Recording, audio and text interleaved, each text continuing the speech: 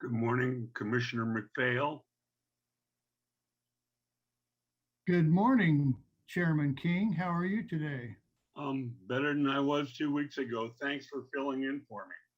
Oh, well, I probably needed a little practice anyway. Yeah, well, I can't wait to pass on the baton. Well, if they do the redistricting the way some people want, I'll be out of a job anyway, so you may have to do it another year. Well, wait a second. How many more? Kelly's not up for re-election this time around, is she? No, but I don't know how that's going to affect the redistricting. Maybe not at all. I don't know. In most other cases, the sitting elected official has kept their seat until their term was up. Oh, okay. I'm not going to worry about it. I'm sure you'll be there.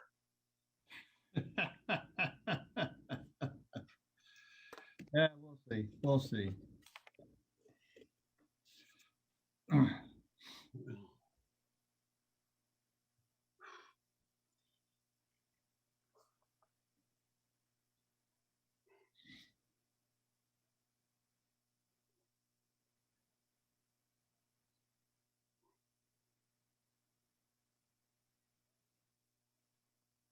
Good morning, commissioners. Can you hear me?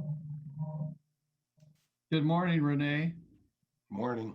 Renee, excuse me. Am I echoing? Okay.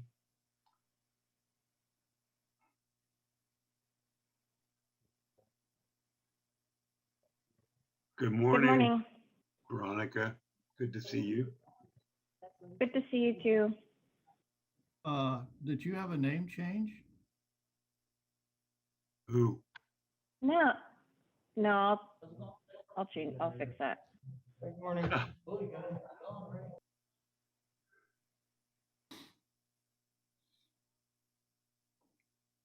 Good morning, Commissioner Boynston.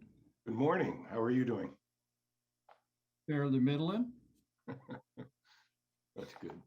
Good morning. I don't know if you could hear me, but for some reason, the name that appears on my image for Michael Shapiro says Pat Baggerly. I'm definitely not Pat Baggerly. I'm Michael Shapiro, so I don't know how that happened. Well, what computer are you using? I'm using mine at home. Pat's at hers. Huh. Yeah.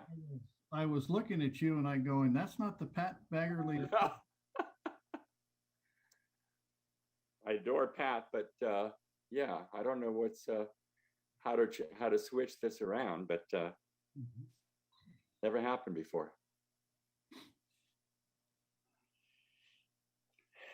Renee, can you hear me?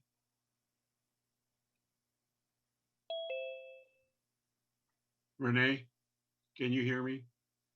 You're muted.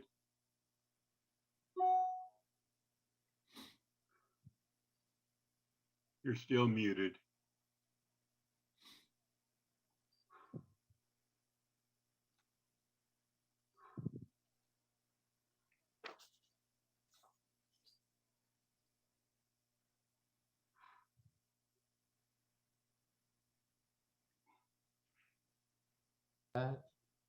There we go. Renee?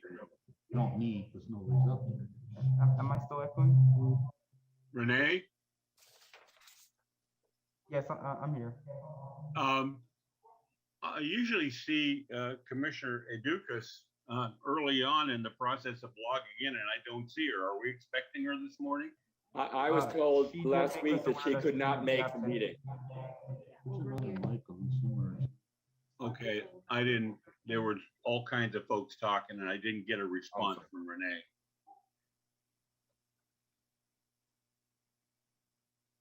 Can you hear me okay? I can, I didn't get a response to my question about Commissioner Educas. Oh, she will not be attending today. See, there's another mic on somewhere. Your feet looping.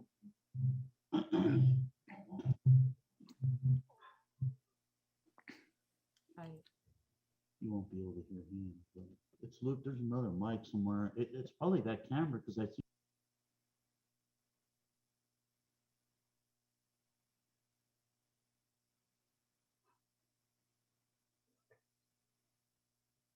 Okay, Michael, your name is by your picture now.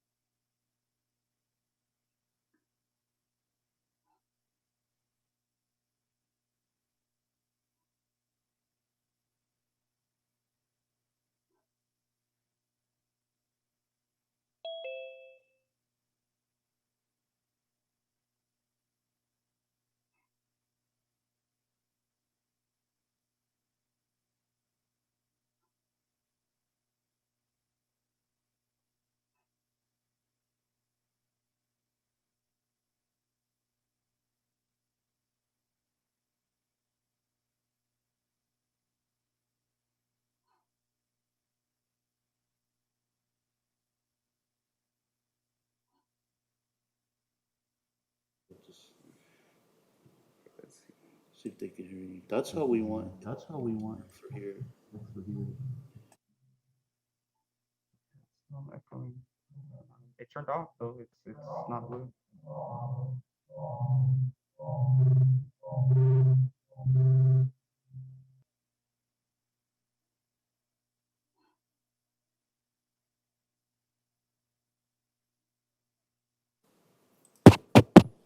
I think your microphone is still on. Check. 1, 2. Can anybody hear us? Yes. Yes, this is Pat. Let's try one more time. Try one more time.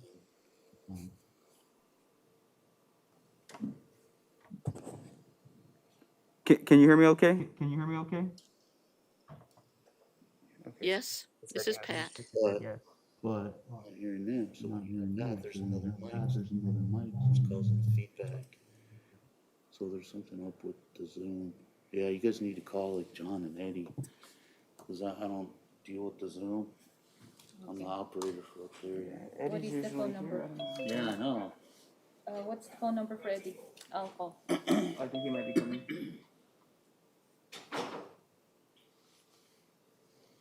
There's the other guys back there. Now, my video is off and I can't see unless it was done by Mr. King. I didn't touch anything. All of a Did in the sudden, I just beginning, see and my then name Eddie without my and image. John came down and showed you Mr. guys. Shapiro, I turned off your video. Please just stand by. Thank you. Okay. Not use that I don't camera have Eddie's number. Let me see. or any other. The only mics that are used are here, and broadcast will be used.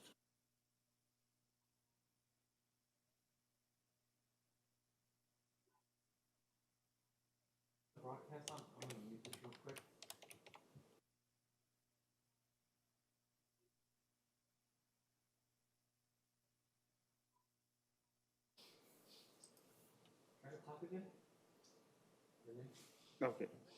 Hey Eddie, we're in the Board of Supervisors room and we're having trouble with the audio. I had asked John Lynn if somebody could be here to help us out. I'm not sure who he had.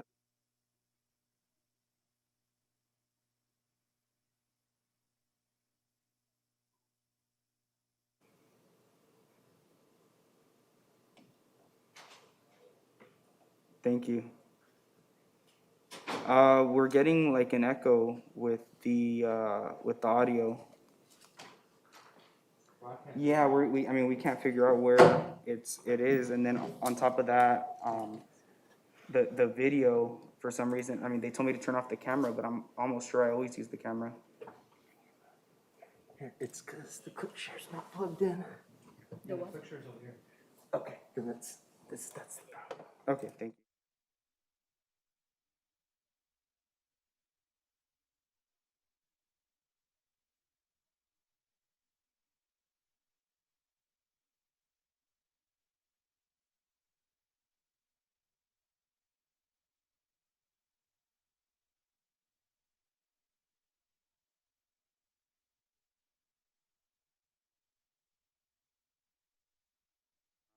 This one, yeah.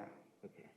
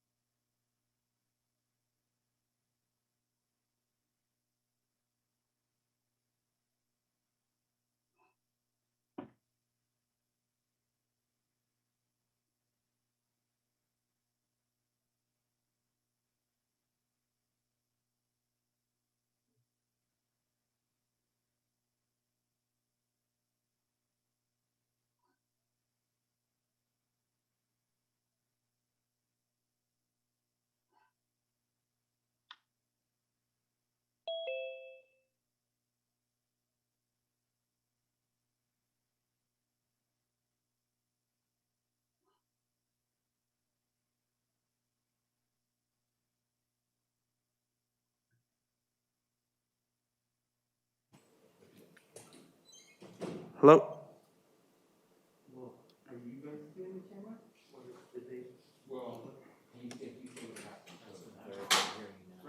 They can hear me? Ask them. Okay. Yeah. Chair King, can you hear me okay? I can. Okay, perfect. I think we have it figured out now. Thank you.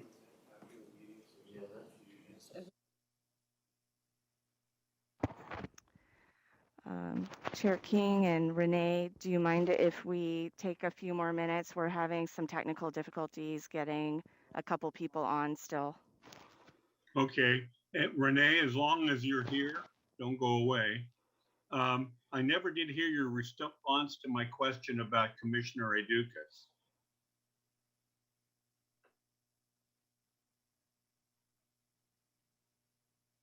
And I still I'm don't sorry, hear your can you please response. repeat that? I had people in the background. I said, I have not heard yet your response to my question about whether Commissioner Adukas is planning to join us. Oh, I apologize. No, she has a family matter to attend to. Okay, good to know. Thank you. Then give me a high sign when we're ready to go.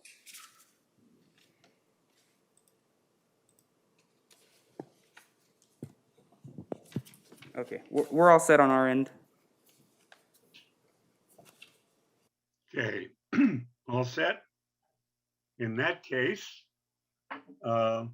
Commissioner King, yes. we lost Commissioner Garcia. Oh, for crying out. Oh, there she is. She Okay. just is muted. I'm sorry, we also need a few more minutes here. We're still having some technical difficulties. I'm very sorry. Okay, well, just tell me when we're ready to go. Okay.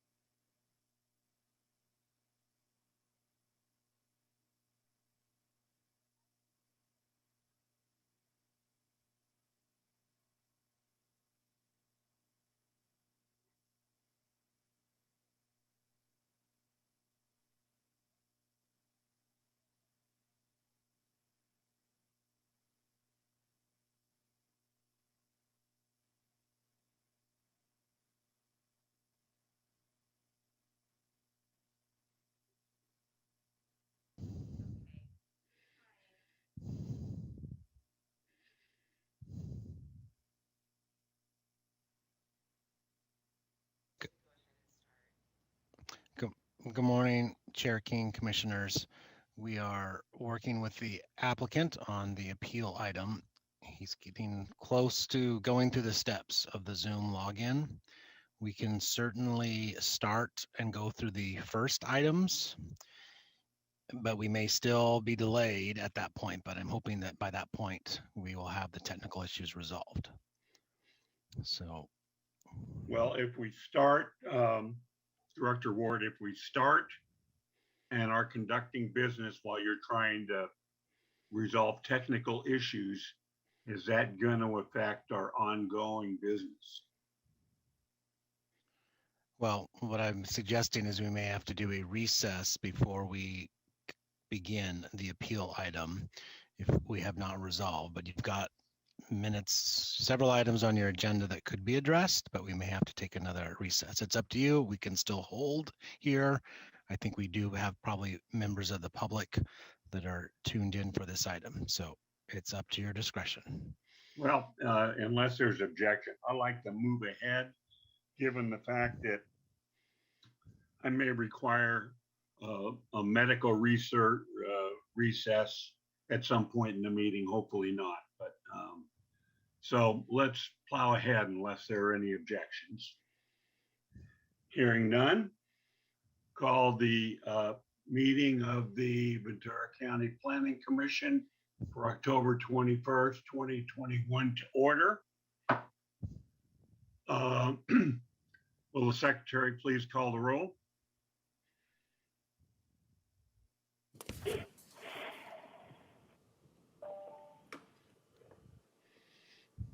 Commissioner Dukas,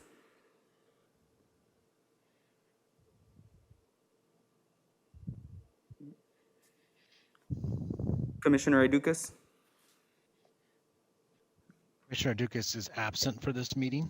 Chair King, Present. Commissioner Garcia, Here. Commissioner Boydston, Here. Commissioner McPhail, Here, Very good. Will we please rise for our pledge to the flag?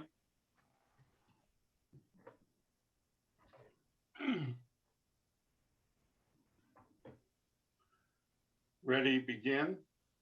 I pledge allegiance to the flag of the United States of America and to the republic for which it stands, one nation, under God, indivisible, with liberty and justice for all. Please be seated.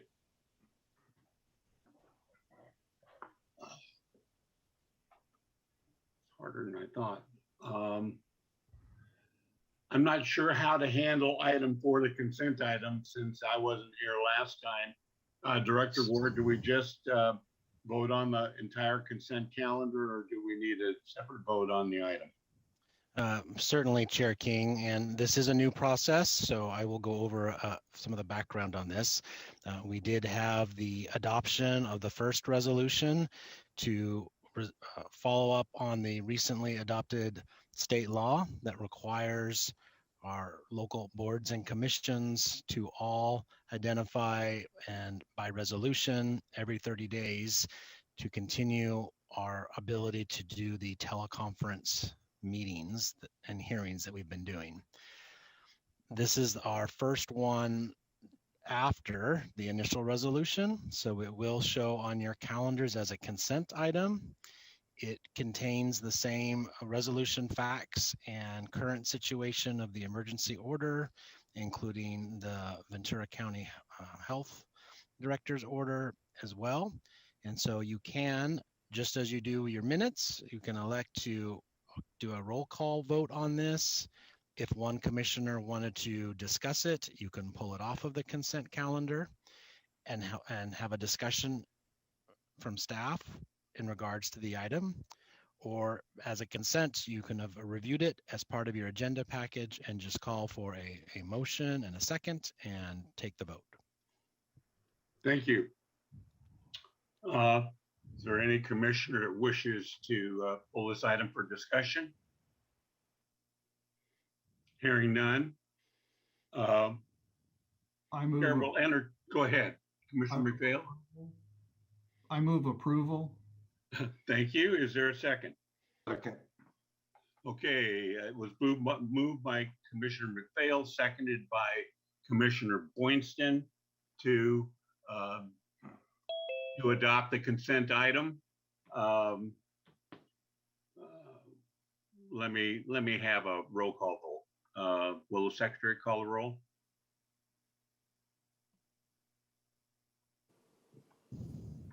Commissioner Garcia, Aye. Chair King, Aye. Commissioner Idukas is absent. Commissioner Boydston, Aye. Commissioner McPhail, Aye. Okay, so the consent item is approved. Moving on to agenda item 5. This time set aside for comments by citizens on matters not appearing on the agenda. With time limit of 5 minutes. Have we shown the slide showing how the public can comment yet? I don't think so. Can we put that slide up?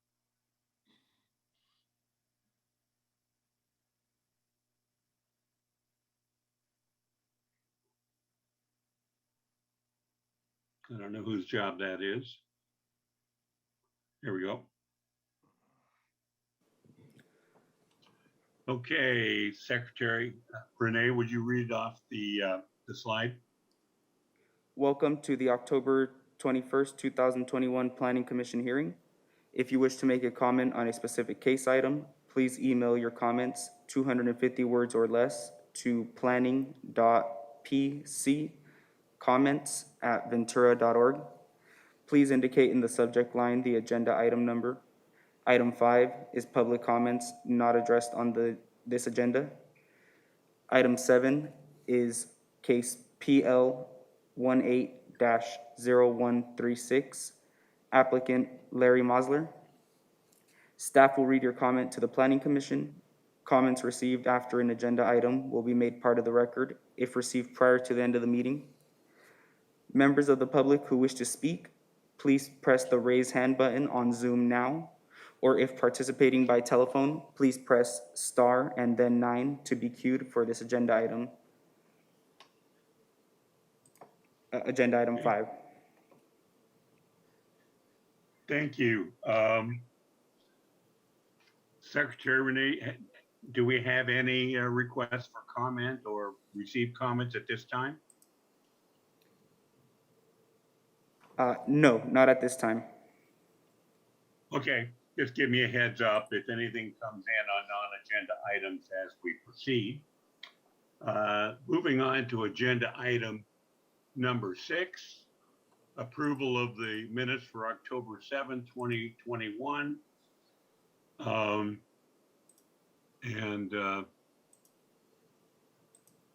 Somebody's still got the screen capture on, so I'll need that taken off. Thank you. Is there a motion to approve the minutes? Move to approve. Okay, is there a second? Second. Okay. Have a motion by Commissioner Boynston, second by Commissioner McPhail. Any further discussion? Then will the secretary please call the roll?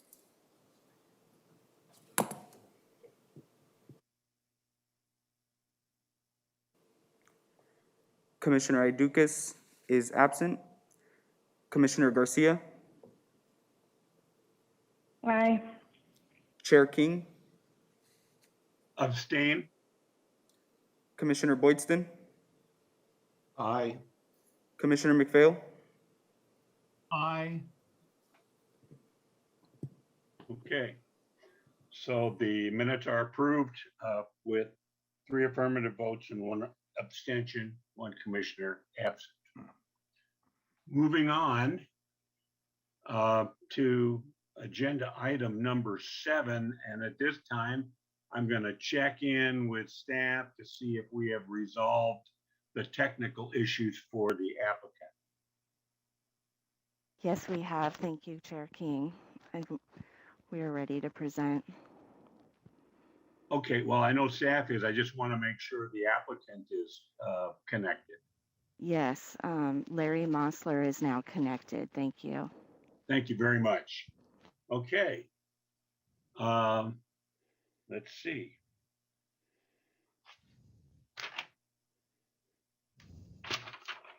So the item is case number PL 180136, the applicant Larry Mosier. Applicant is requesting that a reclamation plan amendment be approved to authorize changes to the final configuration, reclaimed configuration of the Ojai Quarry. At this time, I would like each planning commissioner to state on the record whether he or she has received any oral or written ex parte communications regarding this agenda item. Please disclose the substance of that information only if that information is not contained in the record before us at this time. And so will the secretary please poll the commission?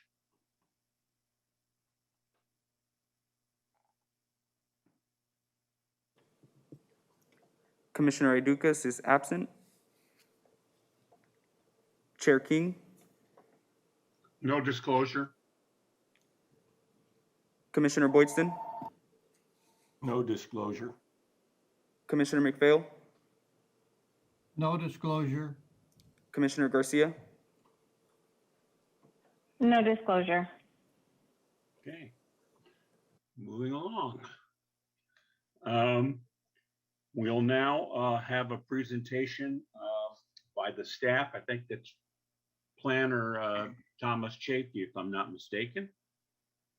Yes, good morning, Chair King, fellow commissioners. Let me go ahead and share my screen.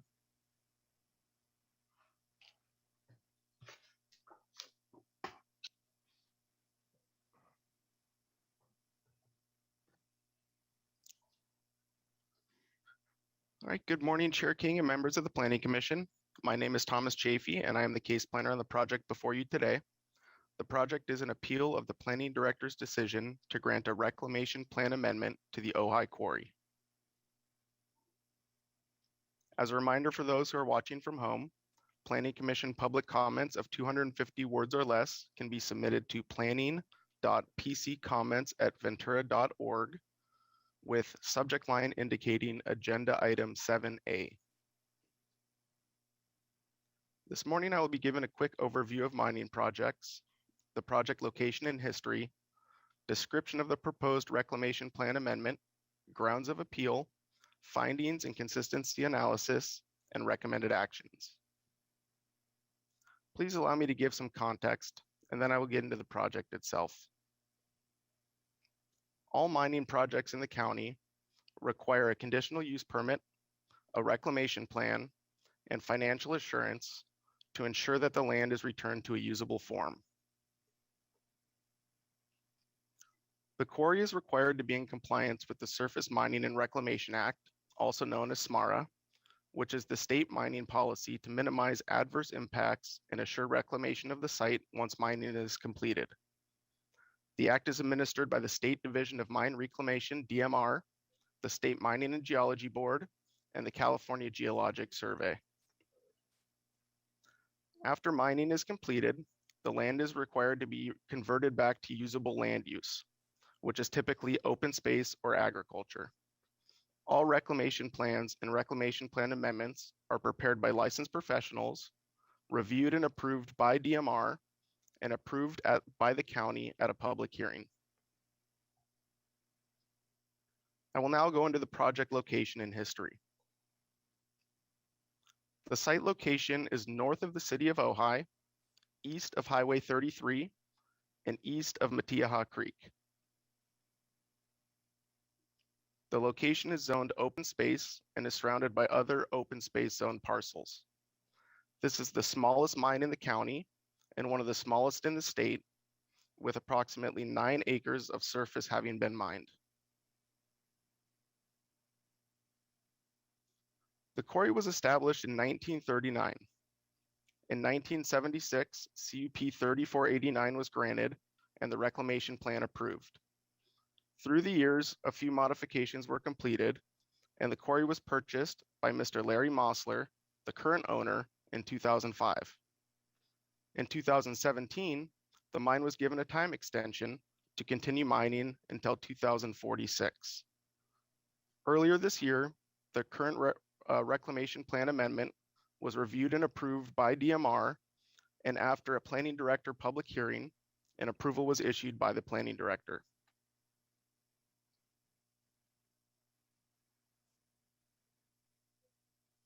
The proposed project would eliminate the need to place 97,000 cubic yards of fill in an area that's been stable for over 30 years. This cross-section depicts the approved 1995 reclamation plan, which shows the excavated slope highlighted here in orange, and the notes requiring the placement of quarry tailings to achieve a 1.5 to 1 slope. It should be noted that county staff reviewed this in 2012 and interpreted it to mean that the tailings disposal is proposed fill required during reclamation, and therefore assessed additional financial assurance to cover the fill requirement. Here's the proposed reclamation plan and cross-section. The cross-section depicts the excavated slope that would now be the final reclaimed surface. All other areas will still be reclaimed as shown in red on the right side of the slide. Here are some pictures of the project site. On the left is a view from Highway 33 looking up at the excavated slope, and on the right is a close-up view of the excavated slope from on site.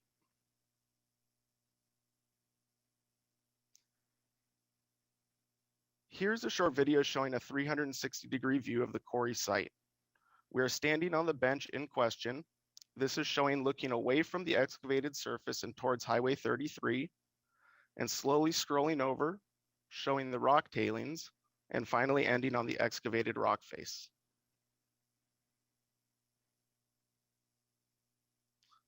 To better explain the proposal, we have a rough drawing here depicting the excavated slope, the bench in question, the required berm, which is already in place, and the creek downslope.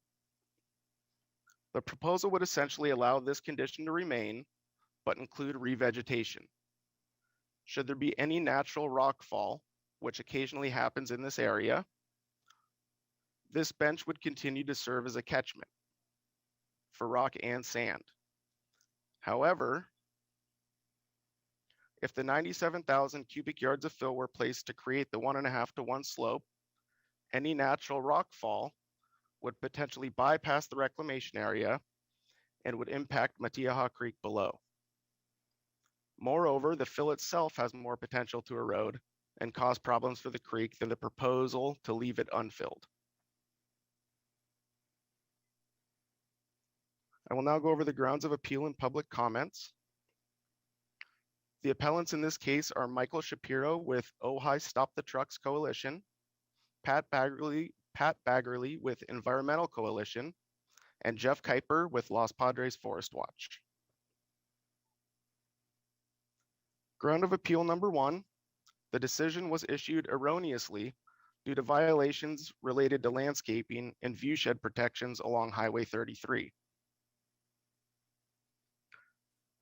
Staff's response is the operator has implemented a planning plan. However, staff is working with the applicant on this condition compliance, and the county is working with the owner to bring the plan back into compliance. One of the challenges has been with the vines planted on this fence, as they are continually eaten by wild animals. The operator is willing to revise the planning plan and take new measures to ensure proper screening. Staff will continue to work on this compliance with the quarry operator. Ground of appeal number 2 is that the decision is not consistent with CEQA and a subsequent EIR should have been prepared.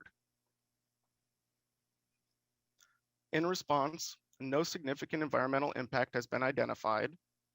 According to CEQA, no subsequent EIR shall be prepared unless one or more of the criteria are met. As provided in the addendum in Exhibit 4, the RPA would not result in changes that would have a significant effect on the environment.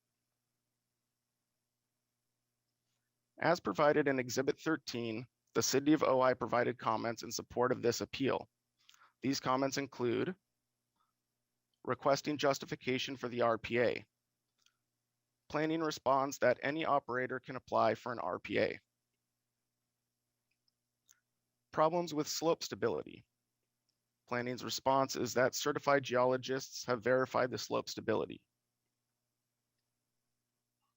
Climate change impacts.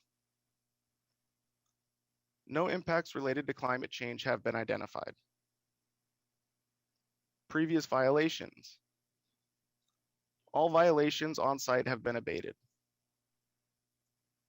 Independent verification of studies. County and state geologists have verified the plan and supporting studies. That the project is not consistent with the Ojai Area Plan. The quarry is not located in the Ojai Area Plan boundary. The requirement for an updated EIR. No environmental impacts have been identified. And finally, runoff and erosion. No impacts related to runoff and erosion have been identified.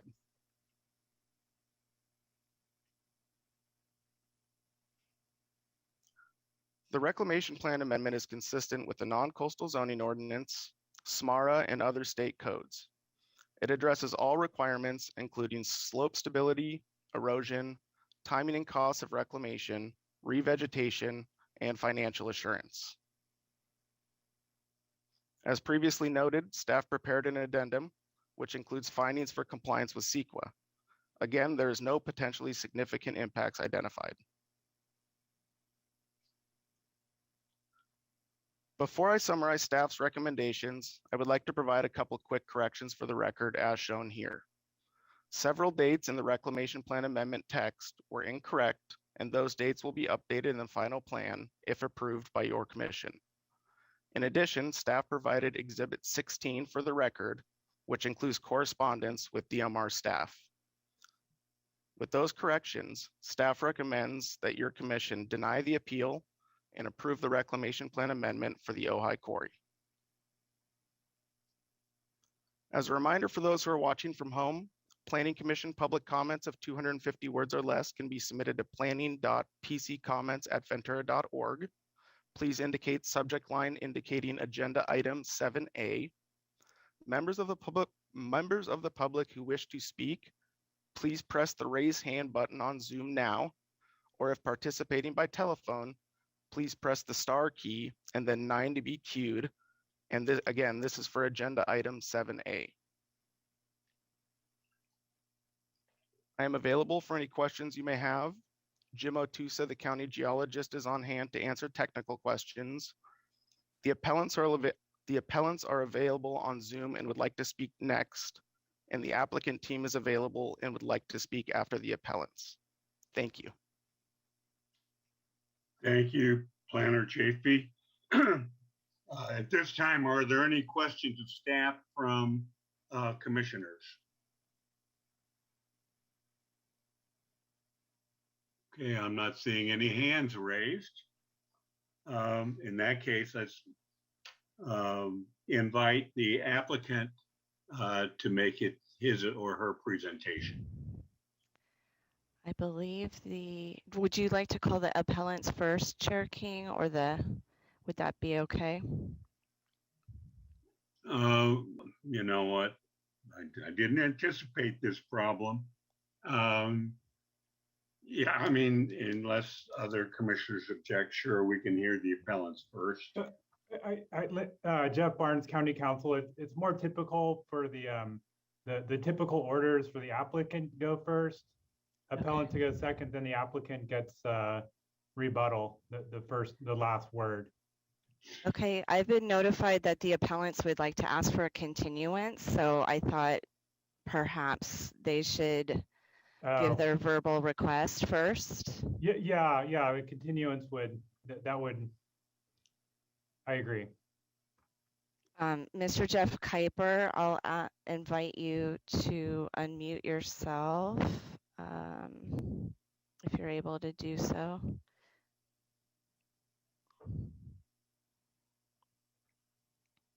Hi, good morning, commissioners. My name is Jeff Kuiper. I'm the executive director of Los Padres Forest Watch. I do have some prepared remarks, but following Mindy's lead here, I would just like to initially voice a request on behalf of appellants for a continuance that would allow Commissioner Idukas to be present and consider this issue. This hearing has been rescheduled numerous times, and when we agreed to have it rescheduled for this particular date, we were notified at that time that all commissioners would be present. And so that is the basis of our continuance request. Thank you. Okay. Question from commissioners before we move on. Okay. Any other requests from appellants before we move on to the applicant? Okay, in that case, I'd like to invite the applicant to make their presentation, whoever is heading that up. And Commissioner, Chair King, if I may, again, Jeff Barnes, County Counsel, I would suggest at this point, because there's a request for continuance, to invite the applicant to address that point, and then to have your commission consider the request before moving on to the substance of the matter. Okay, that's fine. You know, I don't have Commissioner Idukas, who is, you know, my backstop here, so I appreciate Council Barnes' help on this. So, will would the applicant like to address the request for continuance, and then the commission can consider that prior to moving forward? Thank you. Yes, Mr. Chair, members of the commission, my name is Derek Cole. I'm legal counsel for the applicant. We would ask that this commission proceed today. We recognize Commissioner Idukas is not in attendance, but ultimately we believe that the four of you can make a reasoned decision. We've already continued this. I start a month-long trial on November 1st, and our court has told us we are going. So we are actually going to be in court. So I am not available probably through December. We have already continued this at the request of the appellants. And, you know, again, with all due respect, and we have appeared in front of this commission with Commissioner Idukas. We think she's incredibly fair. So we're not in any way suggesting that we don't want her to be involved in this, but we have waited long enough. We have continued this long enough. And so our request to the commission is that the four of you proceed, and we're ready to go. Okay. Questions of the applicant before we move on? And I just want to be clear. We will make a presentation if it's the pleasure of the commission to continue. Then obviously we'd like to be heard on the date. But I assume then if the commission decides not to continue, then we'll be able to make our presentation. Okay, thank you, Mr. Cole. Thank you. Okay. Okay, Council Barnes. Yeah. If there are no questions from commissioners, do we need to offer the applicant a chance or the appellant to rebut the applicant's position on the postponement? I don't know if you legally have to. That would be up to you, Chair King. Either way would be fine. Okay. Well, in the interest of fairness, does the appellant want to challenge comments from the applicant? All I have is a point of clarification, in that it has been the applicant who has requested continuance, as well as the appellant previously. So I just wanted to clarify that for the record. Okay, well. Yeah, and I would, Chair King. Yes. I would also just like to comment on this, weigh in on this. Okay, I don't know who's talking. It's Michael Shapiro. All right, Mr. Shapiro, and you are one of the appellants? That's correct. Okay. So I would love to have, if we had more time, I think would be valuable to our appeal. We have been trying for more than a month now to acquire documentation from Caltrans about work performed at the quarry to shore up a chronic overcutting, which was placing the quarry in danger of collapse from irresponsible processing and managing this quarry. This was done in August, anytime between August 17th and the 22nd in 2017. I happened to be coincidentally an eyewitness, and I spoke and interviewed the Caltrans supervisor on site at the time, telling me Caltrans was there with all their equipment, trying to shore up the quarry lest it had a collapse into the North Fork of the Batilla River and Highway 33. We've had previous several attempts going through the local district of Caltrans to get the confirmation of what I eyewitnessed myself and was told by the Caltrans supervisor. We've yet to get the confirmation. It's being withheld, we believe, and we would like the opportunity to go to the next level of the state and possibly even litigate Caltrans if we have to get this information. So we could use more time for sure to do that. Okay. Director Ward, are you about to straighten me out here? Well, respectfully, Chair King, Commissioners, the information now being introduced is apparently relevant to the topic of your hearing, although this information has not yet been provided to staff whatsoever. I think you need to bring it back to the commission to decide if you're going to continue the hearing or accept a continuance and vote on that, and then the challenge will be a date of a continuance. Staff is prepared to move forward today. Okay, that is my intention, by the way. We've heard from the applicant, we've heard from the appellant. The question before the commission is whether we want to grant a continuance at the request of the appellant. And to be clear, that is not at the request of the applicant.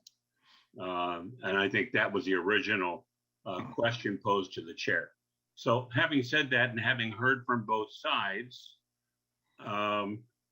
why don't I move this on to the commission and let's give commissioners an opportunity to weigh in here. Anybody want to go first?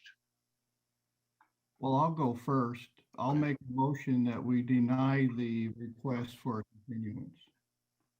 Okay, is there a second on the motion? I will second the motion. Any discussion on the motion? Go ahead, Commissioner Boydston. I guess my question would be, would a continuance affect current mining in the quarry? Let me direct that question to staff. Chair King and Commissioner Boydston, I don't believe it would affect the quarry operation. It certainly does affect the operator, though, in terms of their timing of this, but I don't believe it would affect the quarry operation. We could ask Mr. Cole that question if you like. Okay, Mr. Cole. Well, first of all, this quarry is an active quarry and it has been for many years. So if that's the question, I mean, this reclamation plan amendment is simply dealing with a small minor amendment for a reclamation scheme that won't be implemented for many years. So I don't know if that's asked, you know, that this quarry will be continuing and it's continuing in business. You know, we're prepared to address this Caltrans issue. It's what Mr. Shapiro said is nonsense, and it has nothing to do with what is at issue today. But this quarry is continuing in business, will continue in business. And, you know, if this matter is continued, then that's not going to affect the status quo. Okay. Did that answer your question, Commissioner Boydston? Yes, it did. Okay. Anybody else? from the commission? Yes. I just had another sort of comment, on the motion. It seems to me that Commissioner Adukas has a history with this project, and having her included in this discussion, I think would be valuable in the pushing the date to another date out there so that she can participate. I think she has important things to say. Okay. Anybody else? Hi, I would agree with that statement.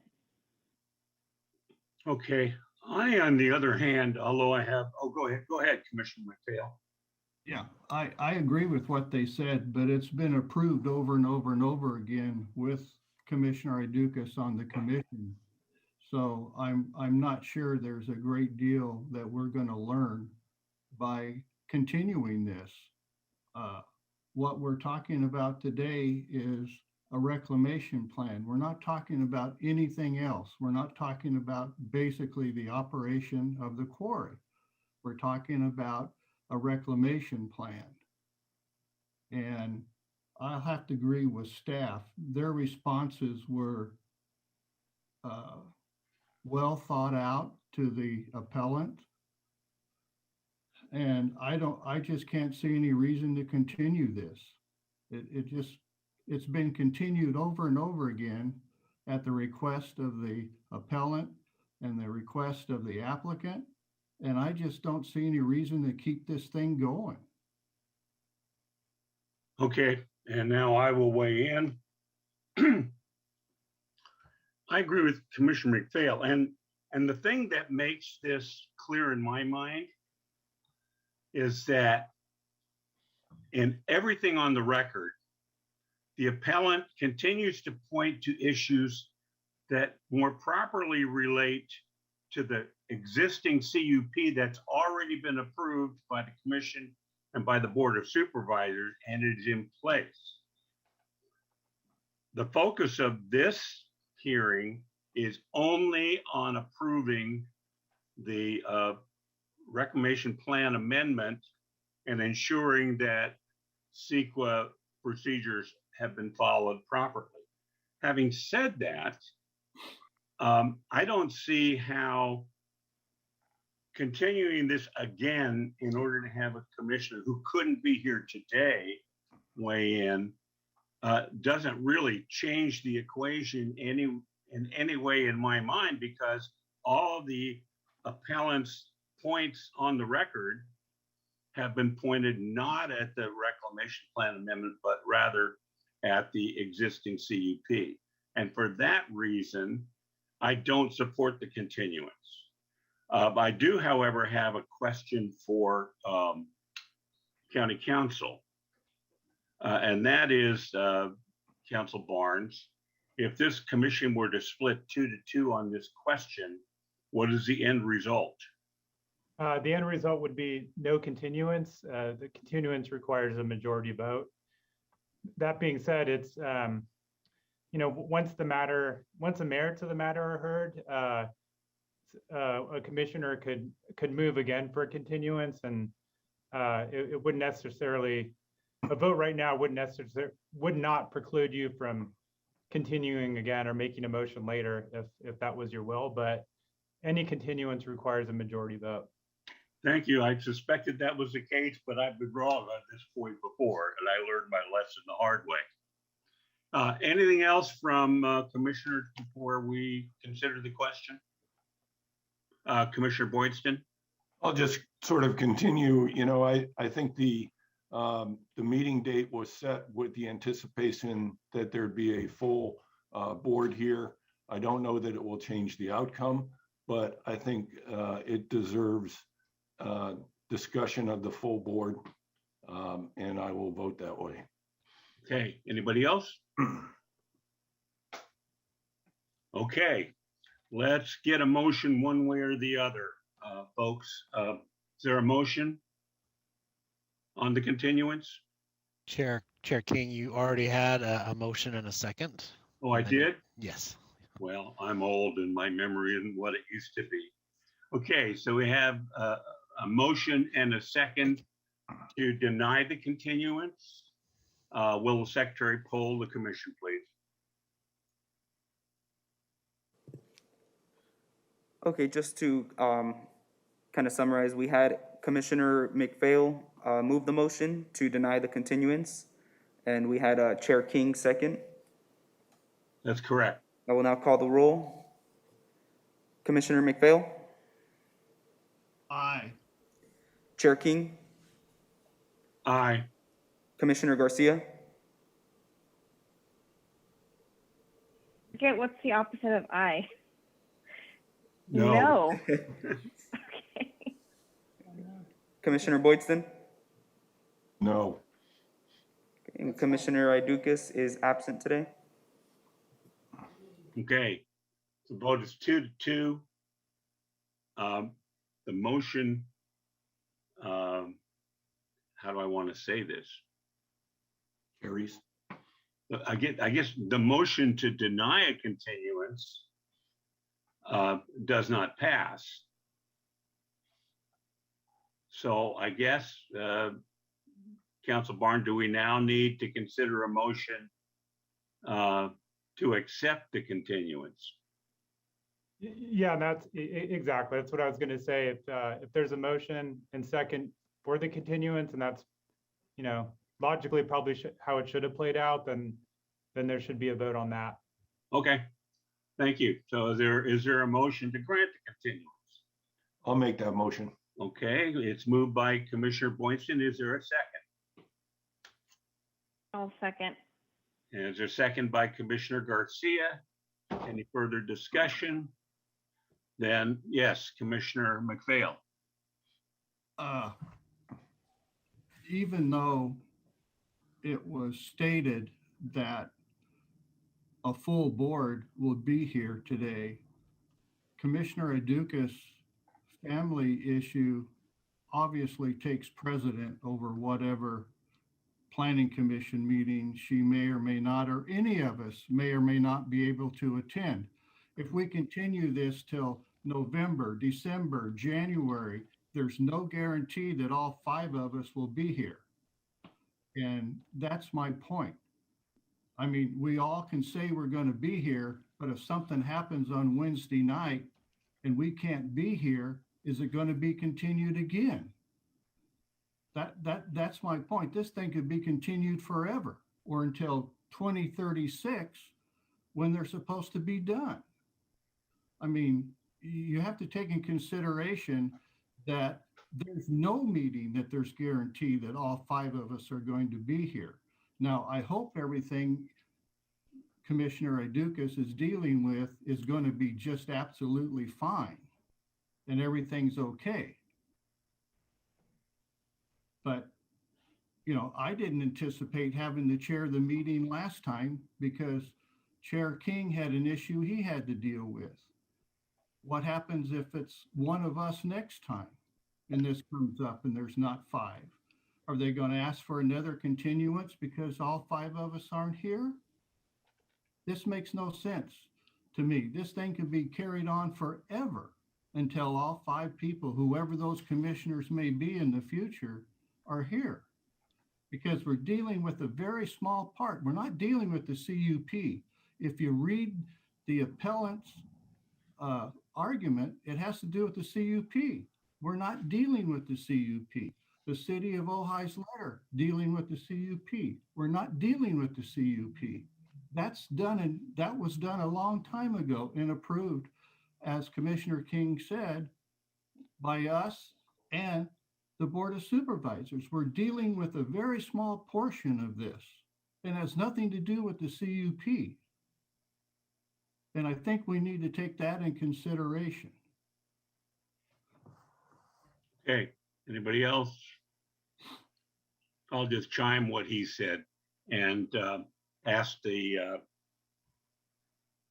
secretary to poll the commission on a motion moved by Commissioner Boydston, second by Commissioner Garcia, that would grant the continuance. So will the secretary please poll the commission? Commissioner Boydston, Aye. Commissioner Garcia, Aye. Chair King, No. Commissioner McPhail, No. and again, Commissioner Idukas is absent.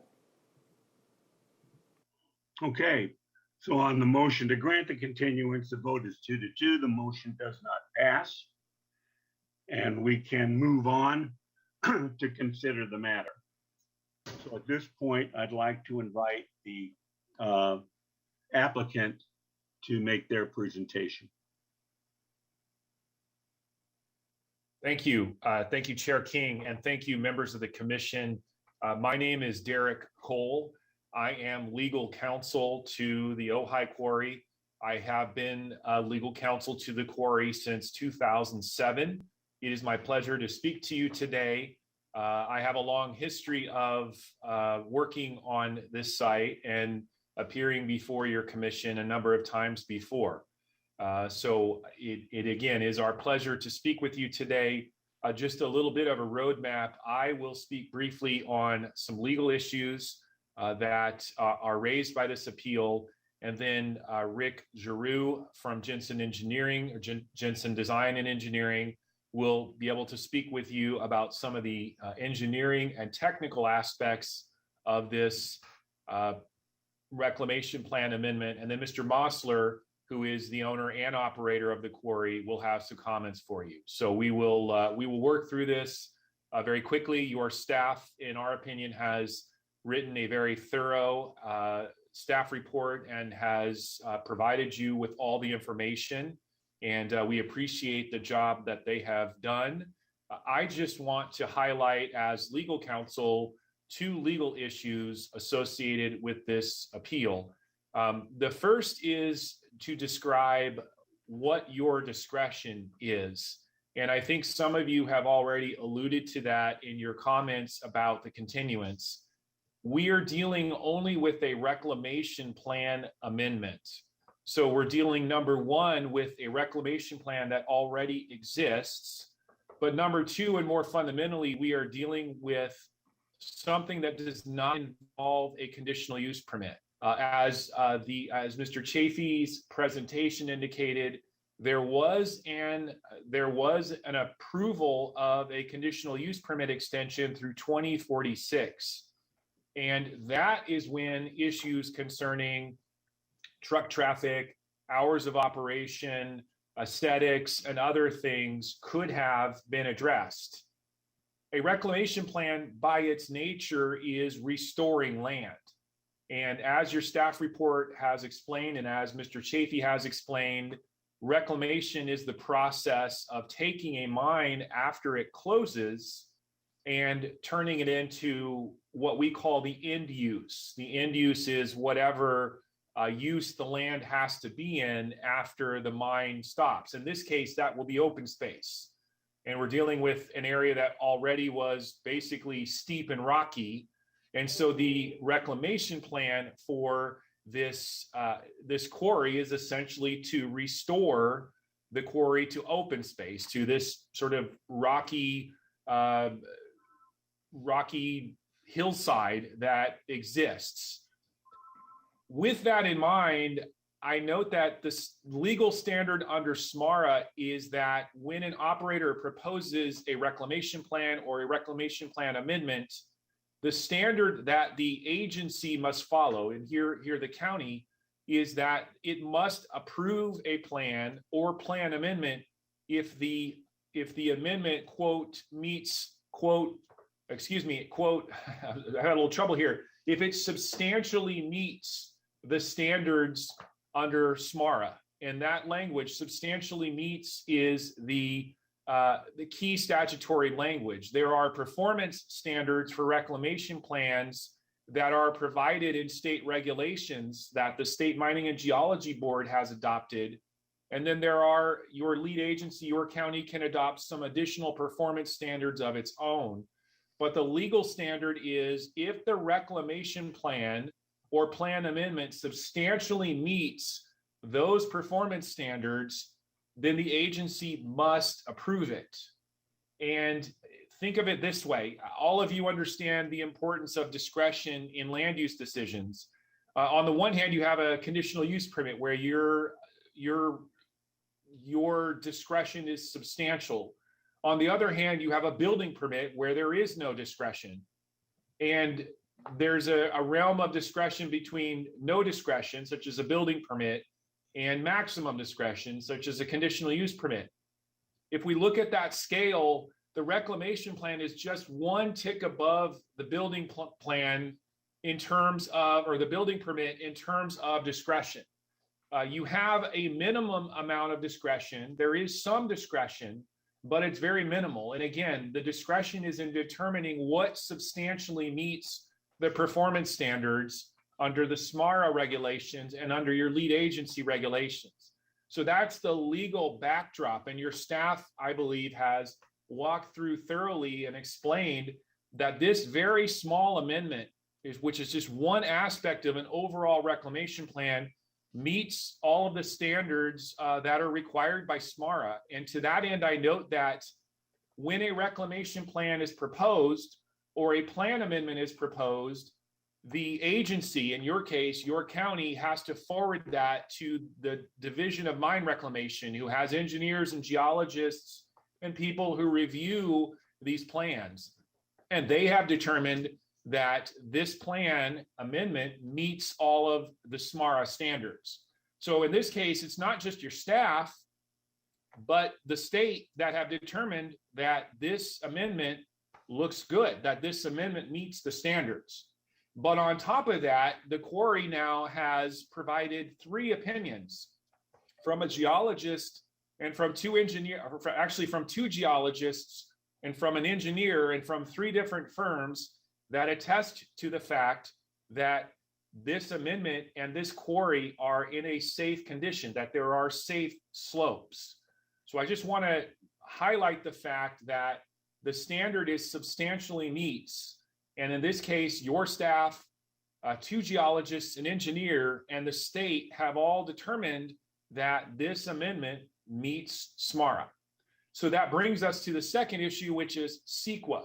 And I think all of you understand that in CEQA, we always start with what is the project? That is always the first question that we ask, whether we're lawyers, consultants, planning commissioners, those of us in land use and environmental law know that when we deal with the CEQA issue, we start with the project. And in this case, I have provided you a letter. There are court cases that actually talk about when a reclamation plan is before an agency, what is the project? And the project is that it's just the reclamation plan. We're looking at whether the reclamation scheme, which inherently deals with the end of mining, what happens after a mine site closes, whether that creates any environmental impacts. And I've highlighted those cases. One of them comes from El Dorado County. The other one comes from Mendocino County.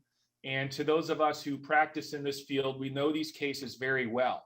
And those cases are very clear that only the reclamation plan itself and any impacts associated with the reclamation plan can be considered when dealing with the CEQA issue. So the project is simply the reclamation plan amendment.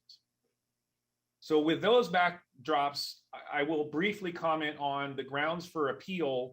I have seen nothing from the appellants in the record going back to the planning director hearing, as well as what they've presented to this commission, that even addresses these issues.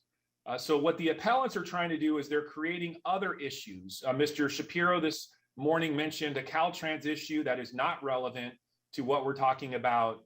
And some of the other appellants have raised issues. The issue is simply, does this reclamation plan amendment create any environmental impacts that have not been considered? And they're trying to distract from that issue by raising all of these other issues. Your staff has adequately explained why those issues are not relevant. I will take one of them on, which is this Caltrans issue. The quarry, prior to the current iteration of the reclamation plan, had to provide geologic and engineering analyses of its slopes And you've seen some of that in the record. You have Jensen Engineering, you have Dr. Sandy Figures, who is a geologist, and I believe Mr. Warner, who is also a geologist. They've provided letters to you today, but they also provided letters back in, I believe, 2011 or 2012, when a comprehensive review of the reclamation plan was done. And they have attested that the quarry slopes are stable. And they have provided the necessary support for that. What you get from Mr. Shapiro and the appellants is simply speculation. Oh, we're going to get records. We're going to talk to Caltrans. That is not evidence. That is speculation. And the quarry has submitted actual technical, scientific, peer-reviewed reports that show that it has stable slopes. So I just want to be clear that those issues have been raised. These issues about slopes, we've been hearing for years. Mr. Shapiro has been raising these issues. We've heard these issues. I'm sure he will continue to raise these issues today, but they have no backing. They have no support because the support has been provided by the consultants and the professionals who have actually taken the time to review this issue and study this issue. And those are before you in your record. And so I just want to emphasize that. So I'm going to stop. Mr. Giroux will be speaking, and then Mr. Mosler will be speaking. So I would like to stop. I will certainly be available to answer questions. I will be happy to do that, but I'm going to stop now and ask that Mr. Giroux provide you some further information. Thank you, Chair. Recognizing Mr. Giroux. Good morning, Chair and Commissioners. Rick Giroux from Jensen Design and Survey. I've been working with Mr. Mosler on the Ojai Quarry for well over 15 years now, trying to keep his records or his reclamation plan updates current. Financial assurance efforts, same thing. The item I want to just kind of briefly reiterate information on is the removal of the tailings note that was on the original, reclamation plan. It was our interpretation early on that there needed to be an identified area on the original reclamation plan for spoil material that was not saleable or usable in the marketplace that this quarry operates in. We've worked over 9 years now, I think, with the geologists to verify the stability of the slopes and that there is no need for a reinforcement in this one area that's being discussed. So we've gone through several county staff planners on in this process just because of the time frame involved. And this tailings note on the original plan has been a source of confusion, in our opinion. So this latest, probably 3-year effort to remove that note and remove that confusion for future iterations of this plan has recently been settled. I think you're in receipt of the letters from, or the reports from the other 2 geologists, as well as the soils engineer, all in support of removal of this one detail. Not sure what else I can speak about of that, but again, I'm here for questions too if you need it. Okay. Any questions? Then I guess we will move on to Mr. Mosher. Good morning. I'm here again, and it's like a never-ending process. But this is the first time I made some notes to take and refer to. And every time I'm at one of these hearings or whatever, I do not use notes. But I wanted to go over some pertinent material and make sure it's all relevant. My background here, this is a mom and pop operation, myself and my wife. We bought this quarry in 2005. And it was a terrible mess. And I spent all of this time taking and getting this thing cleaned up, bringing it back and making something out of it. Starting in 2008, I've gone through hell with permitting. I've prevailed in all of the attempts to put me out of business. I now have a 30-year CUP that was just finalized. I've been a good steward of the land, and I have at the quarry. The majority of my sales of material go to people in Ventura County or the Ojai Valley. Back in probably 2008, in that area, I was approached by the Ojai Valley Rotary Club to donate rock material to the Rotary Park there at 150 and 33. I donated all the rock there on those walls down there. I donated to them, and the cost of that was 50 to 75 grand. City of Ojai came to me, Public Works came to me and said, gee, Larry, we're updating and improving our park for the kids right there in downtown Ojai. Could you take and build and donate some benches to us for the kids, for the parents to sit on while they go and visit, have their kids play in a park? I said, sure. I made 5 benches and donated them to the city of Ojai for the kids at this park. Back at that time, I had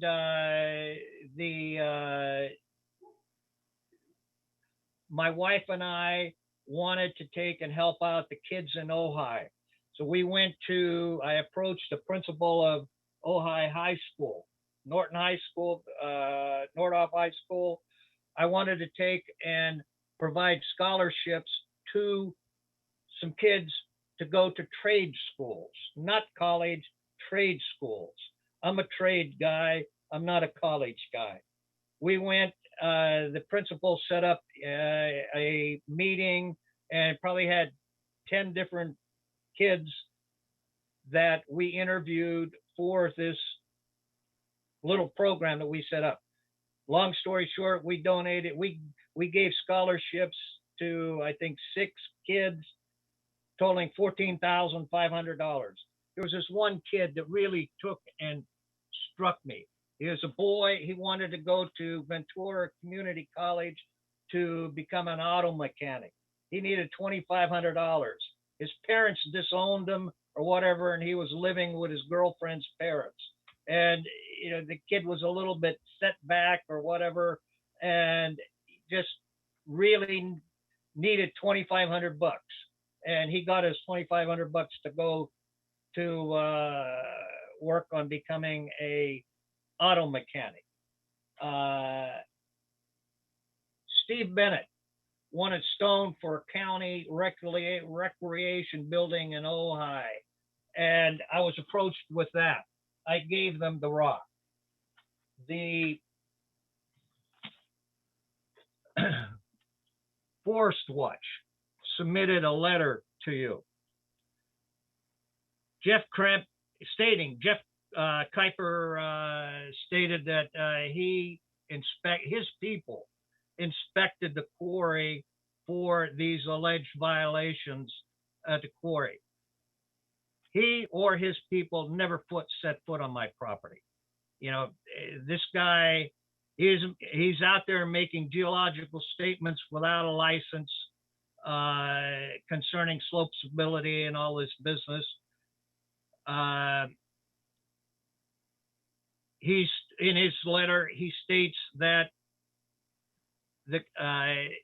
he's never seen these oak trees that I was required to plant 8 years ago. Every yearly county inspection, they make notice these trees were planted 8 years ago. My question is, how much vegetation do I need to have at the quarry when across the street Caltrans has a slope, which now they've taken and putting up steel netting, cables, and all this business to keep the rocks from coming down on to the road. That all looks fine, no problem, but on my side, I don't have enough plants. Natural vegetation has taken over and it's there. Now, this is with Kuiper. This is just another example of Shapiro trying to get everybody that he can get to take and throw rocks at me. Shapiro and his group have opposed me on everything that I've tried to do for the past 15 years. Nothing will ever be good enough for him or his group. Now, what we have here, the commission has three letters from three separate geologists. Northfleet Consultants, Dr. Sandy Figures, Gold Coast Geological Service, AGS Services. They all address the note that is on the plan that says Quarry Tailings Disposal Area. They all made an interpretation of what that term means. Quarry Tailings Disposal Area. That means any waste material, be it dirt, be it small rock, big rock, anything that is left over at the termination of mining can be placed in that area to that line and grade. It does not say you must fill with a certified fill. It doesn't state that. This is a discretionary thing that says you can put waste material there, not import fill material and make a certified fill. We went down this road. Brian Baca at the county decided in 2012 or whatever, I didn't have enough financial assurance for his satisfaction. He wanted more money put into the financial assurance. At that time, I had $33,000 as financial assurance for reclamation. By him changing, reinterpreting what that statement meant, he forced me to put in $240,000 to cover building a fill that the plan does not say has to be made. So that is why we are here today, that we are discussing, we're not arguing, we're discussing a fill, a disposal area for waste material that I can use to get rid of waste material at the end of mining or not put a single thing in there. The irony of this whole thing is at this time, I have no waste material. Everything down to the dirt is a usable material. Contractors in the Ojai area love my dirt because it compacts so well. So in reality, I have no waste material. Now, the fact that staff put in a very good picture of what we are discussing here. We now have a flat bench pad. That's, when it's all finished, it's going to be 150 feet deep. The width of it from the toe of the slope out to the berm would be approximately 150 feet. Any rocks that potentially would come down off of that slope at the end of mining would come down, impact the pad, and stop right there. They would stay there.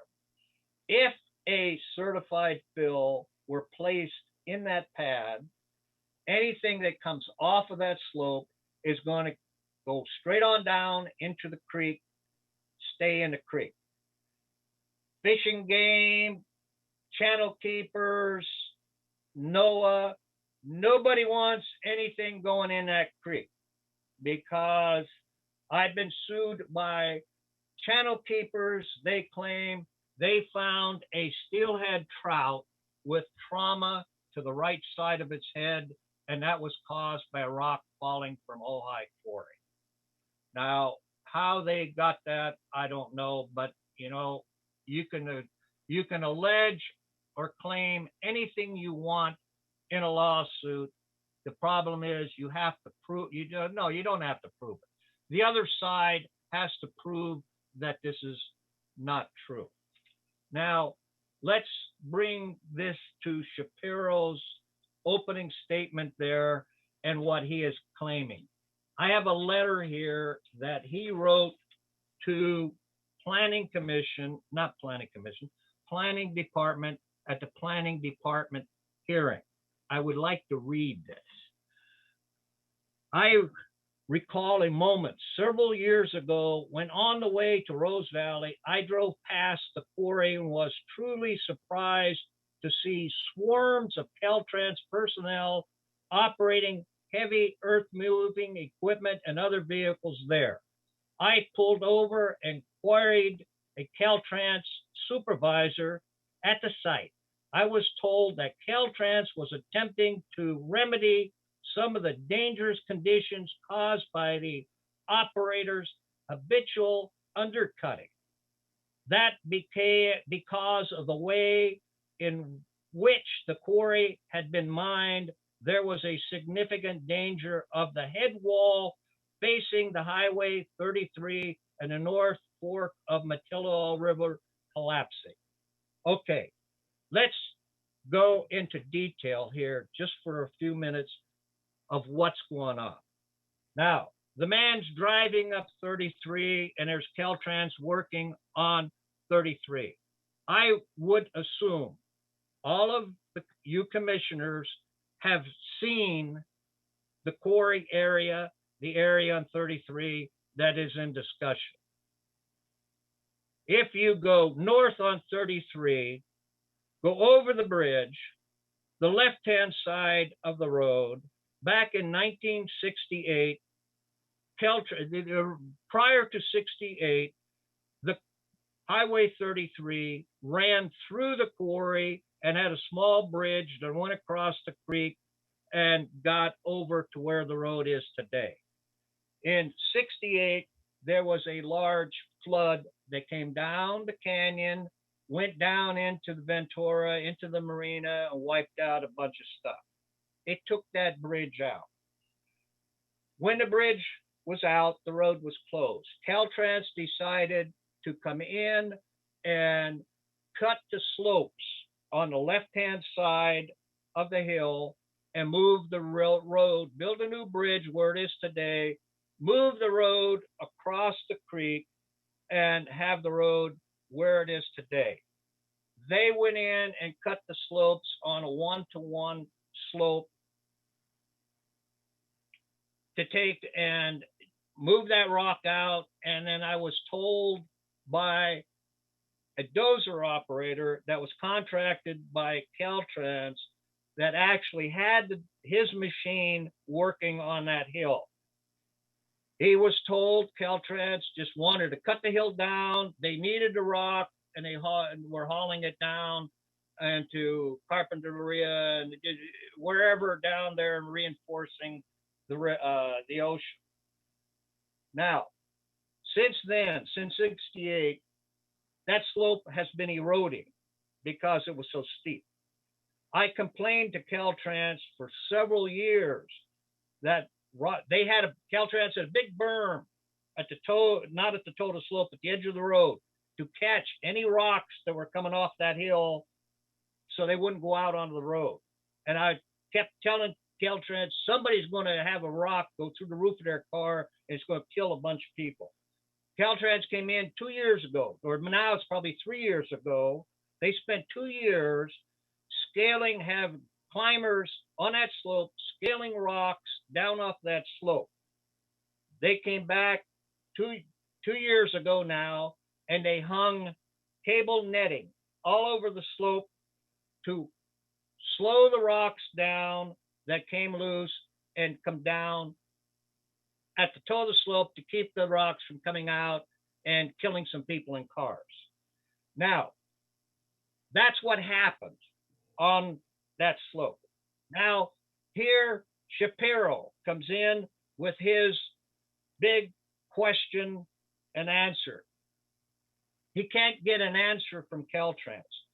Bear in mind, what Shapiro is saying here is the Ojai Rock Quarry has had, when he showed up, had a major rock fall that came down the face of the quarry, across the 100-foot bench, the pad, my first bench, went down into the creek, filled the creek up, then went up the other side of the creek and stopped on Highway 33.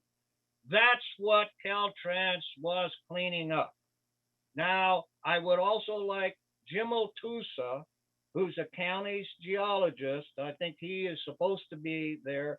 I would like him to address whether or not that scenario ever happened. Now, Shapiro he's waiting for an answer from Caltrans. Caltrans isn't about to give him an answer for his being ridiculous on his theory.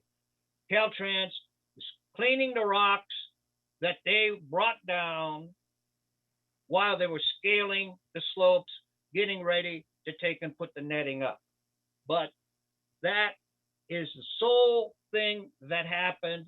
Shapiro's out here now trying to reinvent the wheel as to a massive slide. If there was a slide that big, it would have been on a front page news of every newspaper in the state or half the country.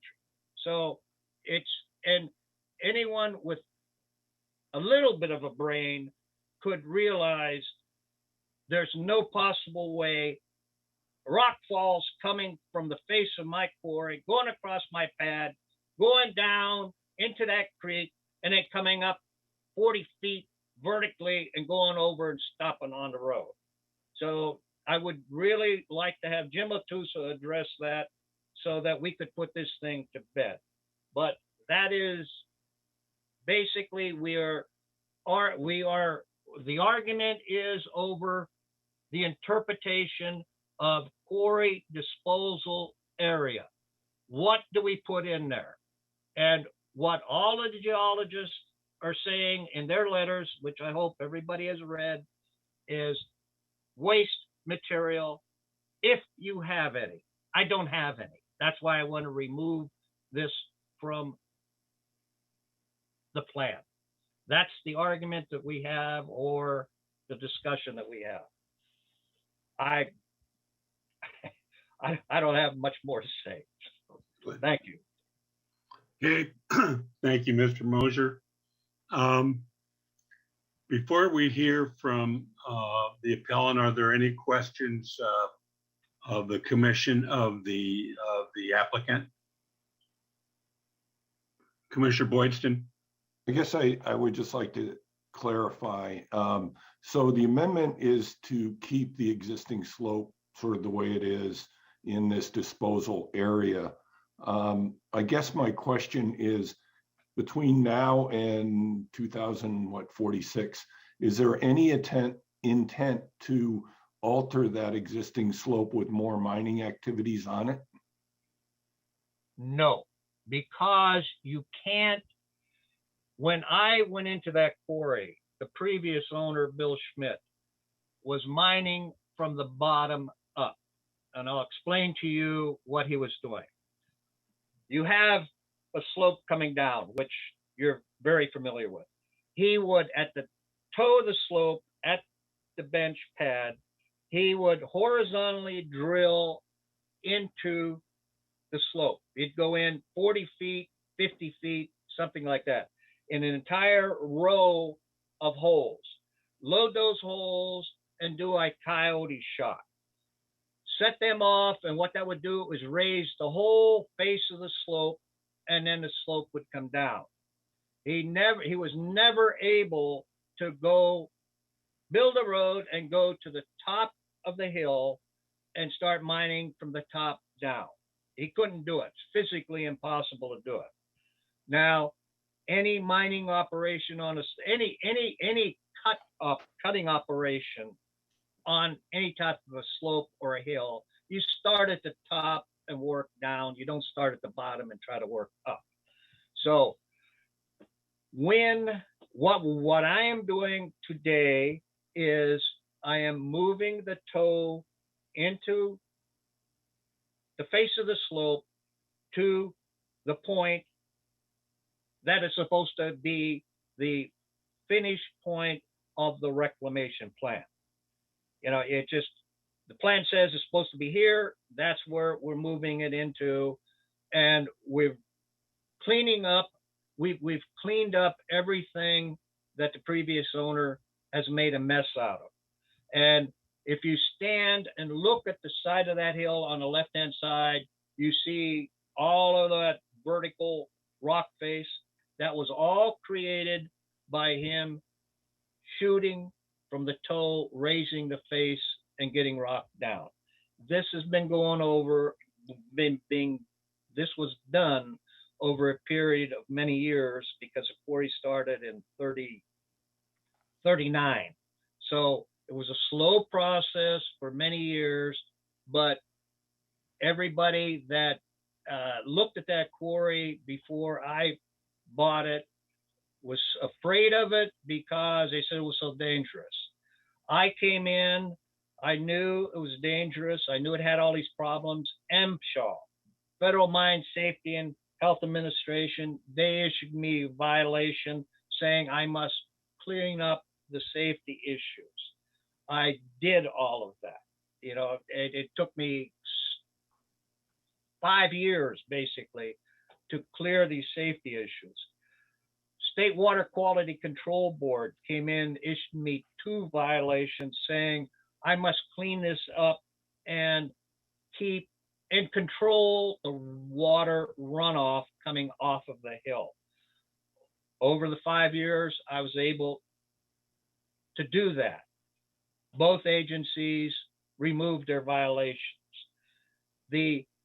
What I have now is I have a road that we are eventually going to be able to access to the top of the cut from the right side, so we can start bringing the center of the cut down. Prior to doing all of that, I want the base down on the first bench. I want 2 good benches to catch anything that might come down on its own through this process so that nobody gets hurt and we don't have any safety issues and nothing goes into the creek. We did back in, I think, 2010, 2009, 2010, someplace in there, we had a rain event and we had 10 rocks that went into the creek. This was a catastrophic event. You know, it took me 9 months to get an agreement with NOAA, Fish and Game, and Army Corps to go in and pull these rocks out because everybody's claiming, oh, we blocked the creek, the steelhead can't get up there and all this business. The day we finally set up to take and pull these rocks out, I had 2 women from Fish and Game and 1 guy from NOAA came out. I had brought in a crane. We started to pull them out. They told me, Larry, pull this rock out right here. So we'd hook onto it. We pulled it out. Can you move this rock over and move it over here on the side? Moved it over on the side. It took us 2 hours to take and clear out, I think, 6 rocks, move 3 or 4 where they wanted to be moved, and we were done. It took me 9 months to get permission to do it. Since then, nothing has entered that creek, except the rock that went down and hit the steelhead fish, and it caused trauma to the right side of its head.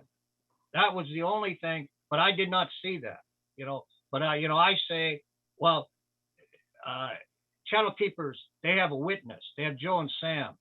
Joe and Sam was following Pete, and they saw the rock come down and hit Pete, and they swam out of the way so they wouldn't get hit with a rock, but this is insanity. This whole thing has been insanity from day one, but it just keeps being perpetuated over and over and over and over.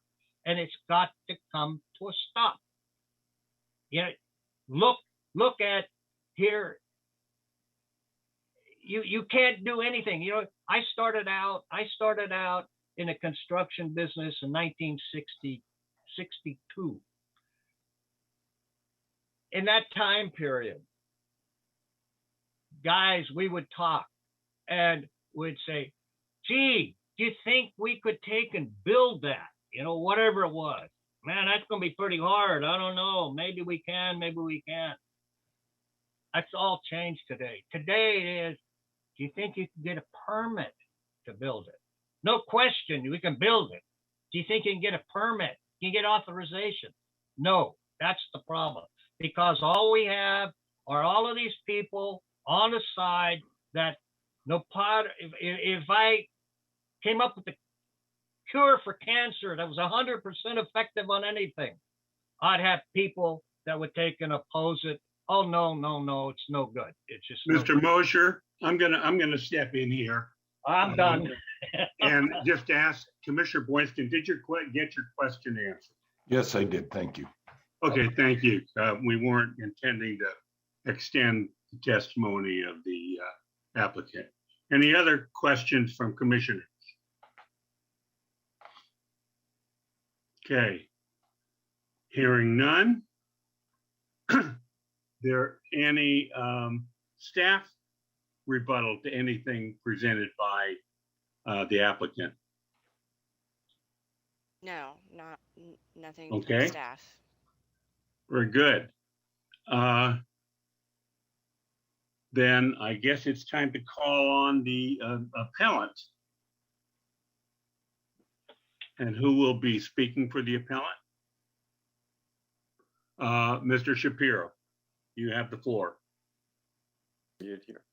Thank you. Good afternoon, members of the commission, Mr. Mosler, accompanying attorneys, etc.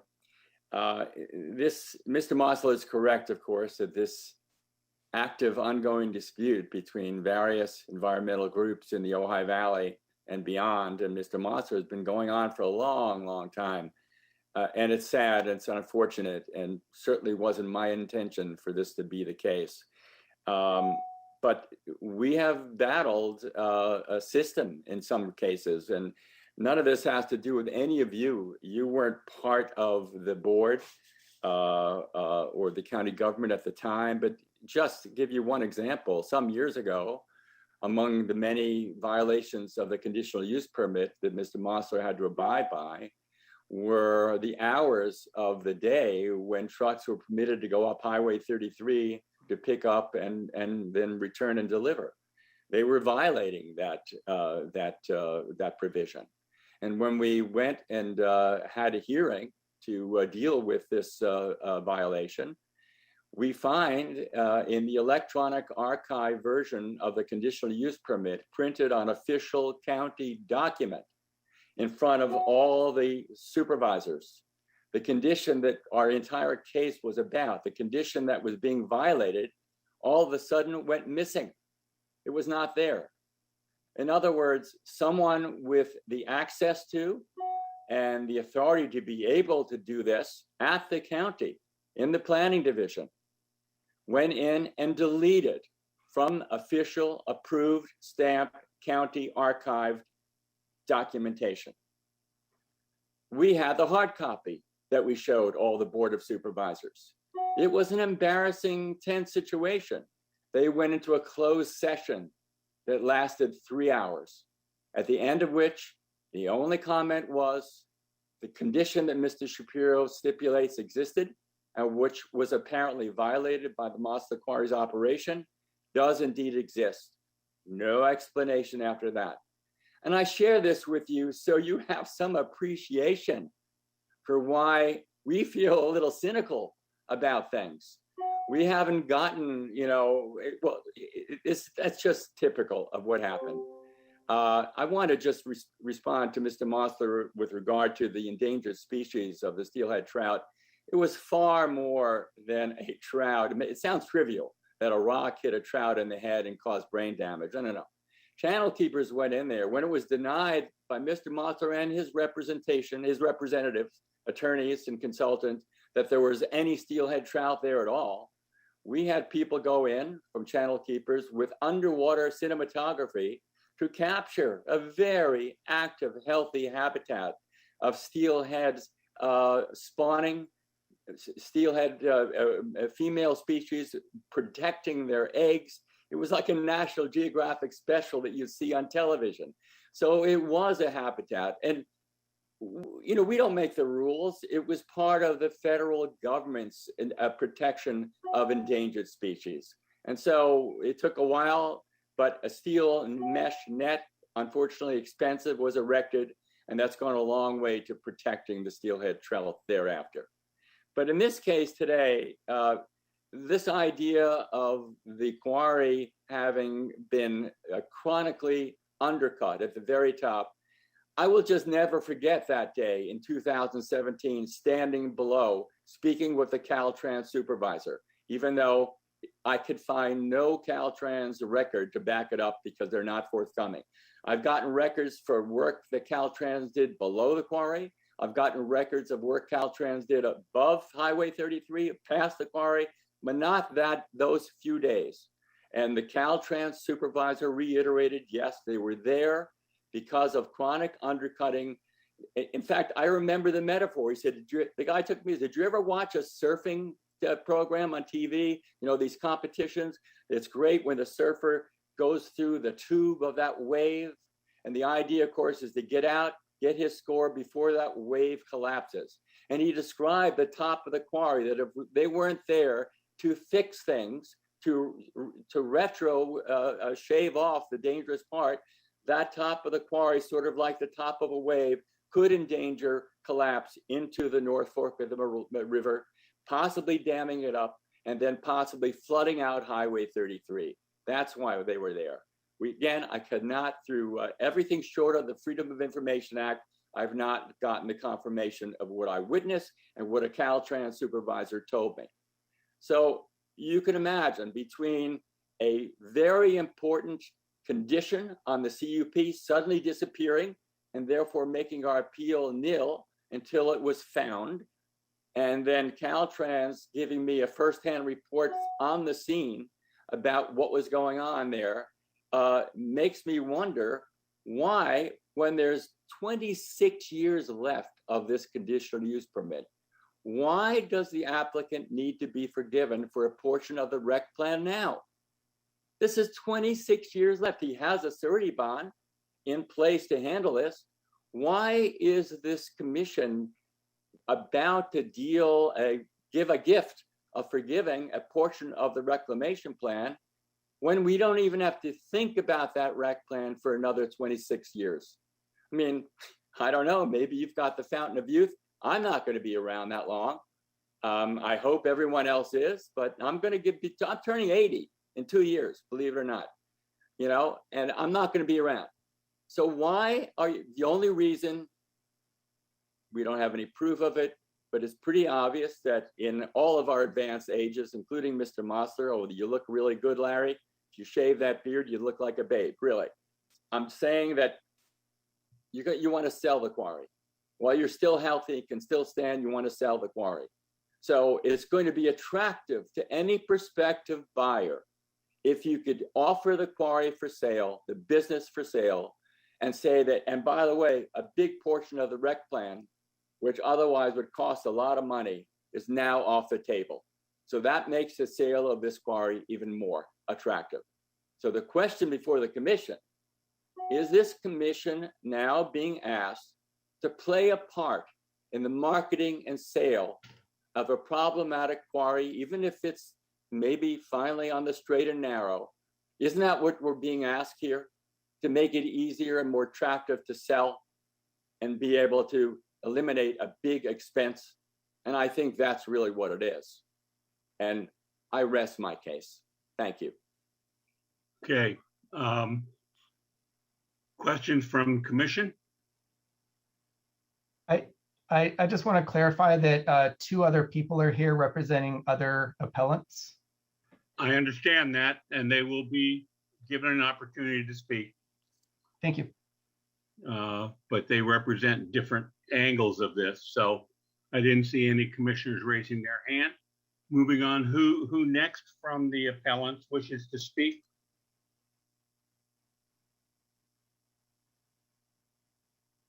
Well, Mr. Kuiper, did you want to go next? Yeah, my understanding was that Pat Baggerly from Environmental Coalition would be going next, but Pat, are you here? Yes, I am, but I can go next or you can go next, whatever you prefer. well, you guys work it out and then I'll recognize whichever you choose. Pat, why don't you go ahead? Okay, I'm Pat Baggerly for the Environmental Coalition. The Environmental Coalition learned through phone conversations to the county when the 97,000 cubic yards of material is removed from the reclamation plan through this amendment, the slope is going to be steeper. If the slope is increased, then it would follow that falling rocks and boulders would be traveling at a higher velocity downhill and travel further and have the potential for more safety hazards to people and the potential to damage the endangered Southern California steelhead trout habitat in the North Fork of Matilaha Creek that is located just adjacent to the project site. This should be considered a significant adverse impact on the environment if not fully mitigated. Major liability risks and safety risks to the County of Ventura and the citizens of Ventura County may be created if this project is approved without increasing safeguards for falling rocks and boulders. Ventura County is very geologically active, and earthquakes up to 7.5 and 8.5 have been predicted to occur in the next 30 years or sooner by scientists from Caltech. In fact, Lucy Jones from Caltech, used to work at Caltech, has told me, you know, it's imminent that we are going to have a major earthquake in Ventura County. The history of that is that earthquakes happen every 200 years, approximately. In Ventura County, we were due a major earthquake in 2012. The last one before that was when the mission moved 3 meters. So this land may not be stable, and we need to consider that.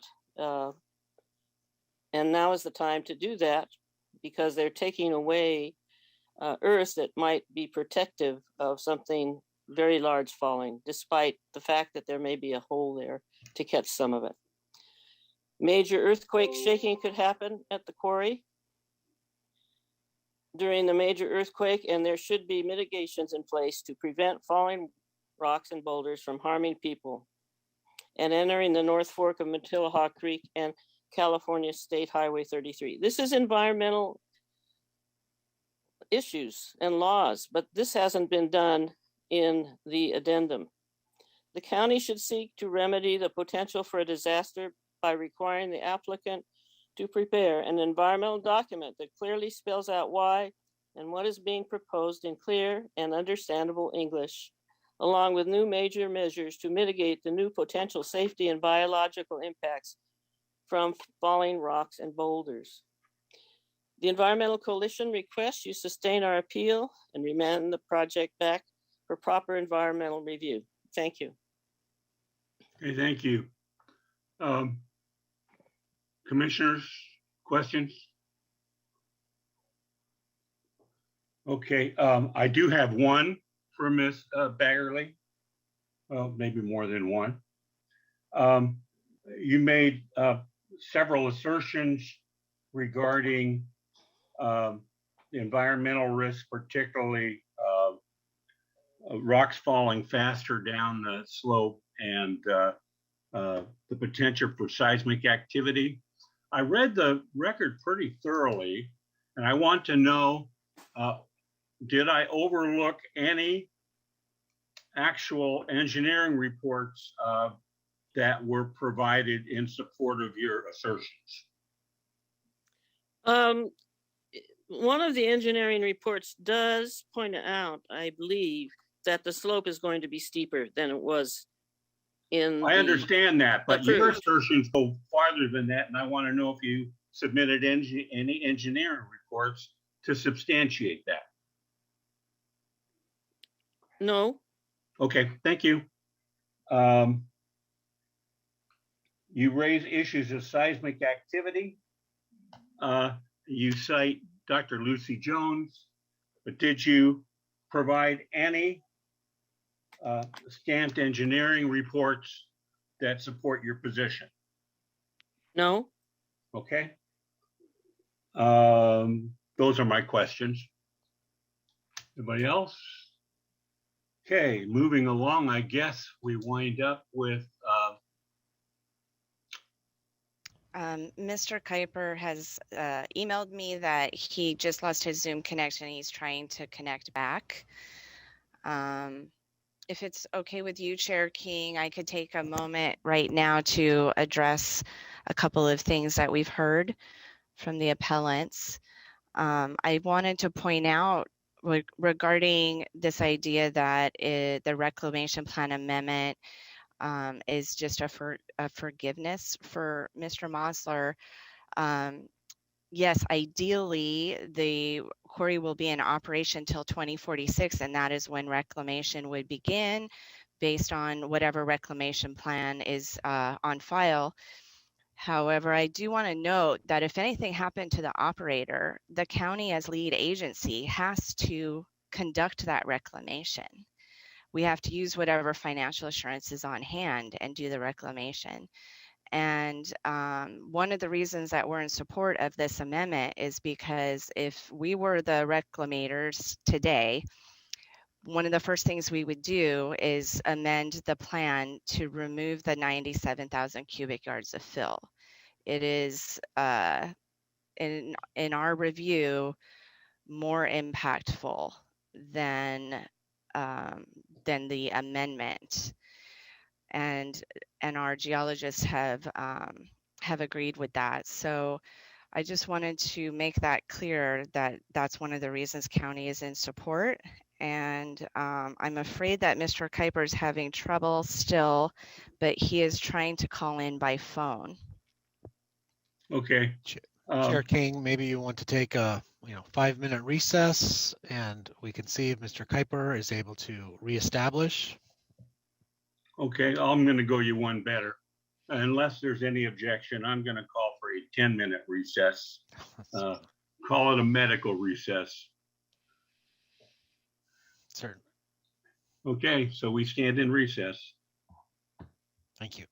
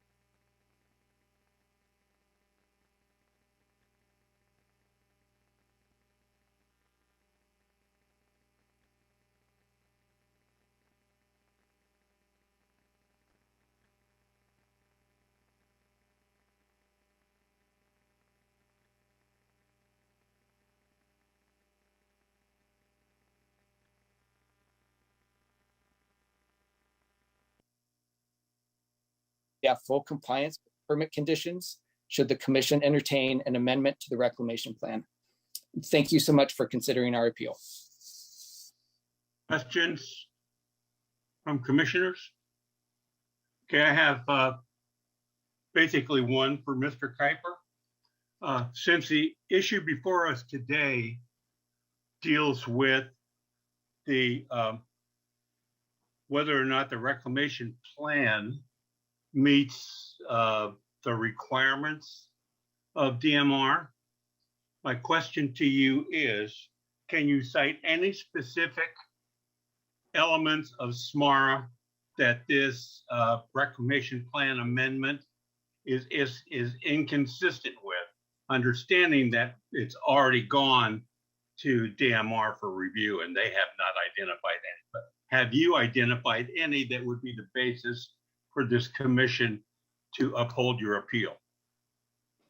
I can't cite to any specific provision because I don't have SMARA in front of me here, but my understanding is that this action today cannot move forward if there are ongoing inconsistencies with the current permit condition that was issued by the County of Ventura. And I say that primarily from a CEQA perspective in terms of looking at the EIR addendum. I don't believe that this action today would be compliant with CEQA since there are these outstanding issues with condition compliance. Okay, well, I understand what your opinion is. I appreciate it. I just needed a specific answer to a specific question. Any other questions? Responses from staff?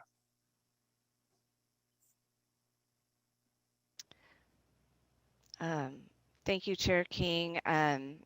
We don't have anything further to say at this time, but we are available for any questions from your commission.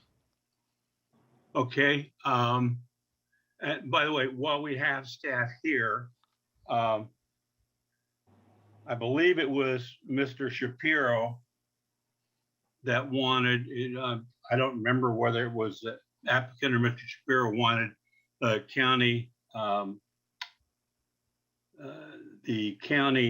engineer to weigh in.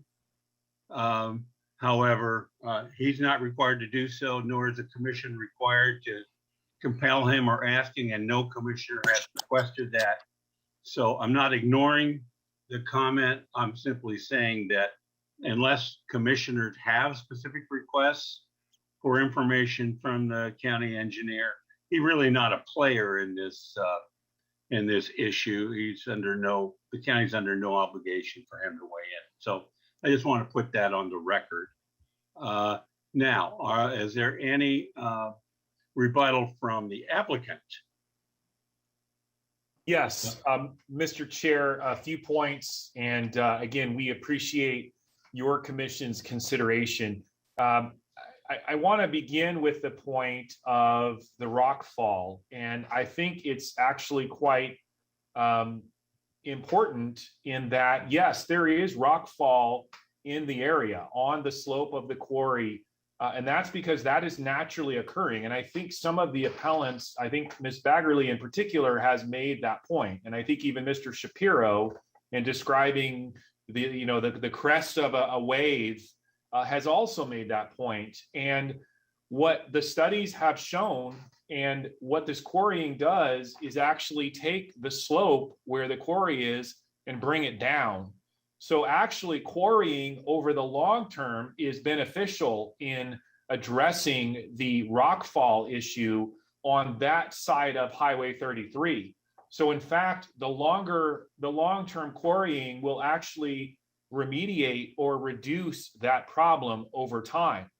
So I know that might sound counterintuitive, that quarrying will actually be beneficial, but in this case, you have that road that goes through that Caltrans cut Highway 33 through that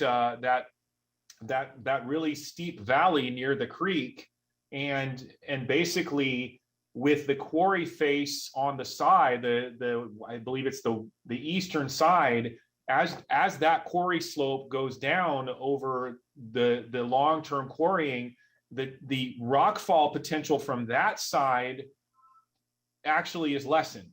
And so quarrying is actually beneficial from the standpoint of rockfall over time. And I just want to make that point, and that ties into the issue, which is the current situation is that there are benches and there is what is called a catch basin as opposed to the storage of fill. And that's what actually is the best thing for the long term, because that catch basin will stop boulders from continuing on and possibly going into Matilaha Creek. So that what we're proposing is actually the best thing for the environment and for all involved. It actually will be beneficial. And so I just want to be clear about that. What we're proposing actually is a good thing. And I want to emphasize that we had a disagreement with your prior staff. So this quarry reclamation plan and CUP there were extensions approved, I believe, in 1995. And at that time, there was a reclamation plan that had a notation that has been referred to. And our interpretation all along is that what that notation meant is that fill material could be stored on those benches during operations, but that ultimately that would be removed once reclamation occurred. And we believe that that was the interpretation of staff from, I believe, the 90s until about 2011 or 2012, when for the first time, Mr. Mosler was told he had to address that as part of his financial assurance. And he actually had to treat that fill as a reclamation condition. I don't want to go back and rehash differences because ultimately we agreed. And ultimately we did that, but it was always understood that we would do that and then process a reclamation plan amendment to take that condition out. And even Mr. Baca, who was previously involved in this, recognized we would be doing that. His position, as I remember very distinctly, was that you can pursue that reclamation plan amendment, but we can't consider that until you have properly created a financial assurance. And so we've done that. And then now we're here asking to remove that condition. And your staff has explained that that condition actually is not for the benefit of the county, because they are correct that if an operator ultimately becomes financially incapable of reclaiming, the burden to reclaim falls on the county. And as Mr. Mosler has explained, he doesn't have fill material on site. And so to use Mr. Cooper's measurements, your county will, if it had to step in and do the reclamation, and we're not saying this would ever happen, but in the hypothetical event, you would need those 30, I believe he said 30 Olympic pools worth of fill material to be brought in. And your county would actually be responsible for supervising that project and using the financial assurance proceeds that exist currently. That doesn't make any sense. Your own staff has basically said that doesn't make sense from our standpoint. So it's not just for the benefit of Mr. Mosler or the quarry owners or operators, it's for the benefit of the county what is happening. And I'll finally conclude with 2 points. One, Mr. Shapiro's speculation about sales of the quarry. I will simply note that Mr. Mosler has had to post another approximately $200,000 of money into, it's not a bond, it's a letter of credit. So he actually has to have taken the cash and put it in a bank, and that cash can't be touched. And that cash has been sitting there. And it certainly, if it doesn't serve any purpose for that to be there, as your own staff has explained, then to me, it seems logical that a business owner, a small mom and pop business owner, shouldn't have to tie up that cash for no good reason. And really, nobody in this hearing has identified any good reason why that condition should still exist. All of the evidence has shown you that it actually is not for the benefit of the environment, of the county, or Mr. Mosler. So I would ask that the commission take that into consideration. And finally, just to address the Caltrans issue, Caltrans is dealing with the other side of Highway 33. I just want to make that clear. We're not talking about the quarry side. They are dealing with the other side of Highway 33. And that's where the work they are doing is Mr. Mosler has explained that. So really, the Caltrans issue is a non-issue. It has nothing to do with what we are talking about. And so with that, we are happy to answer any final questions the commission has, but we would ask that the appeal be denied and that the application can ultimately be approved. Okay, questions from the commission?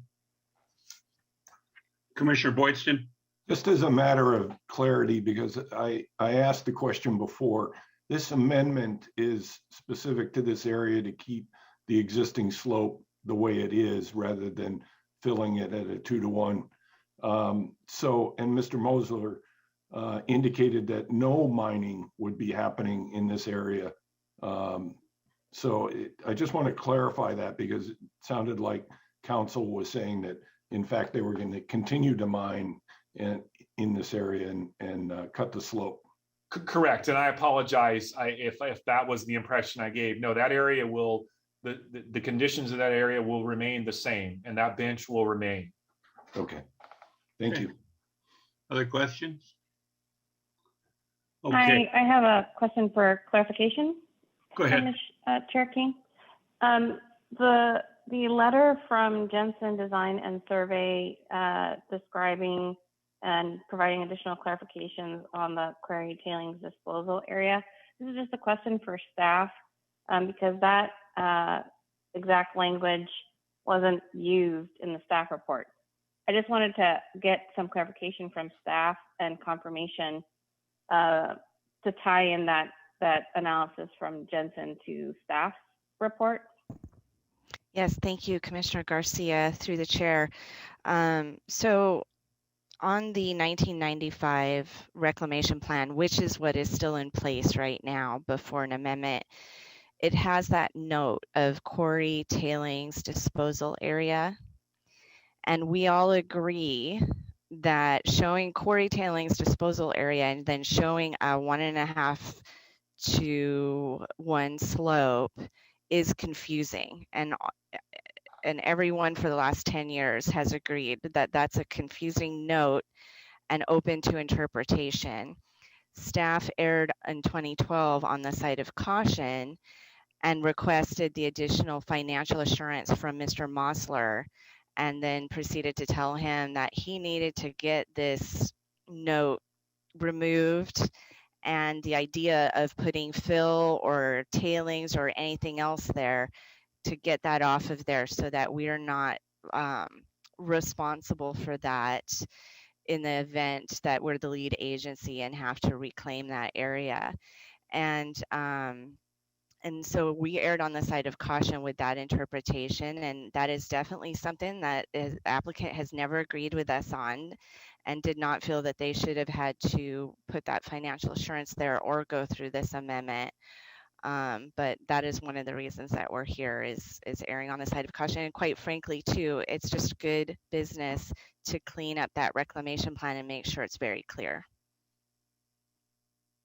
That answer your question, Commissioner Garcia?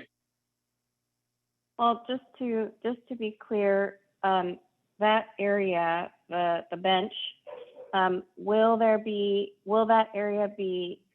operator be able to use that area for waste, for unusable materials? They can during the quarry operations, but once reclamation begins, no, that would not be a waste, no longer be a waste disposal area. Now, when in talking to our county geologist, it is preferred that some soil be compacted onto that bench rather than leaving it as hard rock, but that's just a minor detail.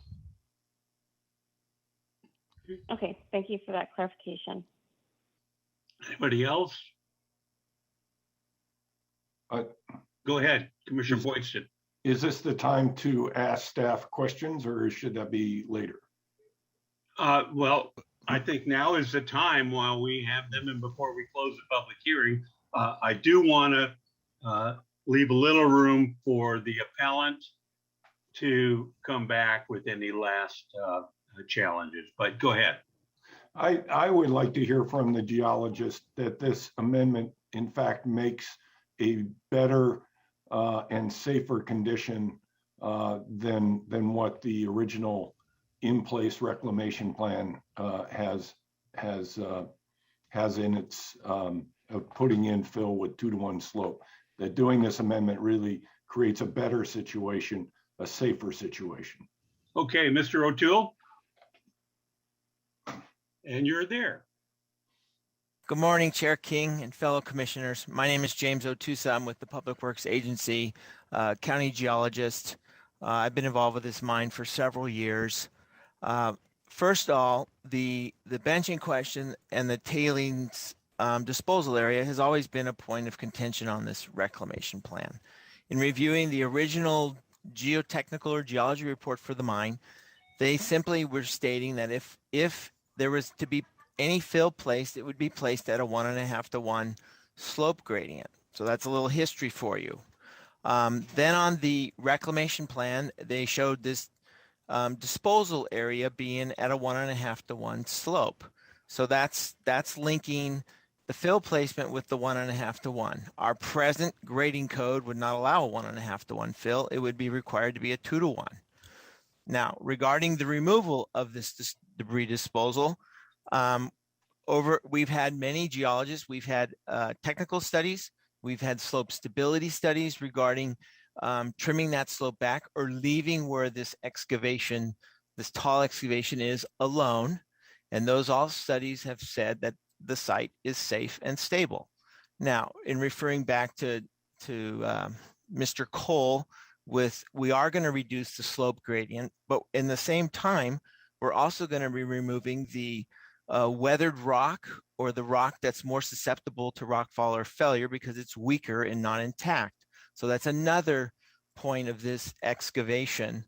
And then finally, regarding the benches, just to clarify, if he was to come back later and say, hey, I want to put a little bit of disposal because I have some extra waste from the mine on these benches, we would prefer that he would put that either slightly tilted into the hill or horizontally placed for several reasons. One being it's easier to revegetate if it has a little soil. And two, any rockfall that happens, when it hits that flat surface, we take out a lot of energy out of the rolling rock and therefore precluding it to be able to roll. Doesn't mean it won't. It just we're going to reduce some of the energy so that it'll either land on the bench and be stopped by the berm or stopped by the bench and not have such the ability, if such as there was a slope there, that it would actually roll down and into the creek. Does that answer your question, Commissioner Boydson? Yes, it does. Thank you very much. Okay. Any other questions from commissioners? Okay. Seeing none, thank you, Mr. O'Toole. I appreciate your weighing in. Seeing nobody with more questions for staff, I'll go ahead and offer the appellant an opportunity to kind of have the final word before we close the public hearing. Chair King, we still have not done a call for any public comment. I don't believe we have folks on the Zoom, but we should go through that step with the Secretary Verduzco putting up on the screen for anyone who may be watching from home and wanted to quickly join the hearing. Okay, that's fine. Go ahead, Renee.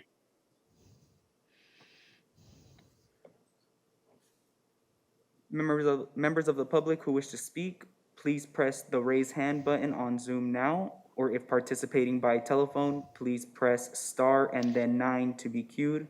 This is for agenda item 7A. If you wish to make a comment on a specific case item, please email your comments 250 words or less to planning.pc comments@ventura.org. Please indicate in the subject line the agenda item number. Item 7A is PL 18-0136. Applicant Larry Mosler. Staff will read your comment to the Planning Commission. Comments received after an agenda item will be made part of the record if received prior to the end of the meeting. And Secretary Verduzco, I think we have one email letter that was submitted. You could read that at this time. Thank you. Yes.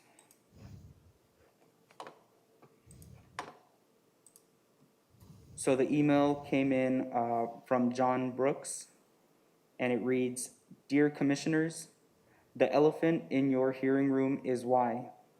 The appellant has a history of violations and stream disturbances and has over-excavated the quarry. Yet, because the public, i.e. me, can't see the mess from Highway 33, your staff proposes lifting the soil requirement? Question mark, why? Because his over-excavation is too massive? Question mark. The Board of Supervisors approved PL-150018 in 2017, and the reclamation plan was approved in 2012. What happened to change minds? I'm sorry, but this whole thing stinks of graft. I truly hope both the grand jury and the DA are looking into this. I hate to be a cynic, but this degree of favoritism to a previously untrustworthy applicant is at least suspicious. If changes of this magnitude can be made without an EIR, our system will forever be tainted. Sustain the appeal, leave the reclamation plan as is. If Mr. Mosler is trying to sell the quarry, it should be sold as is. Thank you." Okay. Any other comments, requests to speak, or emails? Not at this time. Okay. Then let's give the appellant kind of the last word. Chair King, if I may, sorry to interrupt. I would recommend if you're going to give the appellant another chance to comment, the applicant should actually have the last word, because the applicant has a burden, and its application is what is at issue here. And that's exactly why we have you, Jeff. Okay. Oh, go ahead. Does the appellant want to add anything further? Okay. Sorry, Mr. Shapiro. I believe you were muted. I have nothing further to add, Mr. Chairman. Okay, Mr. Kuiper? Nothing. And I have nothing further to add. Thank you. And Ms. Baggerly? I just have one question that I wasn't familiar with in the beginning of this hearing, when you voted to either continue or not continue. And I didn't know if that process is written up someplace. A lot of agencies, if there's a tie, they flip a coin. But is what happened this morning in the beginning of the hearing regarding continuing this written into a procedure someplace? Because that's my question. Okay, I'll defer to Mr. Barnes. Yeah, good question. It is that the county has land use hearing rules that state that any action by the Planning Commission requires a majority vote. That's a very common rule. I've never heard of coin tossing, but that's certainly not the rule that applies here. Okay, thank you. And with that, I'm going to go ahead and close the public hearing. Confine remarks to members of the commission. Do I either have comments or a motion? Commissioner McPhail, you're muted.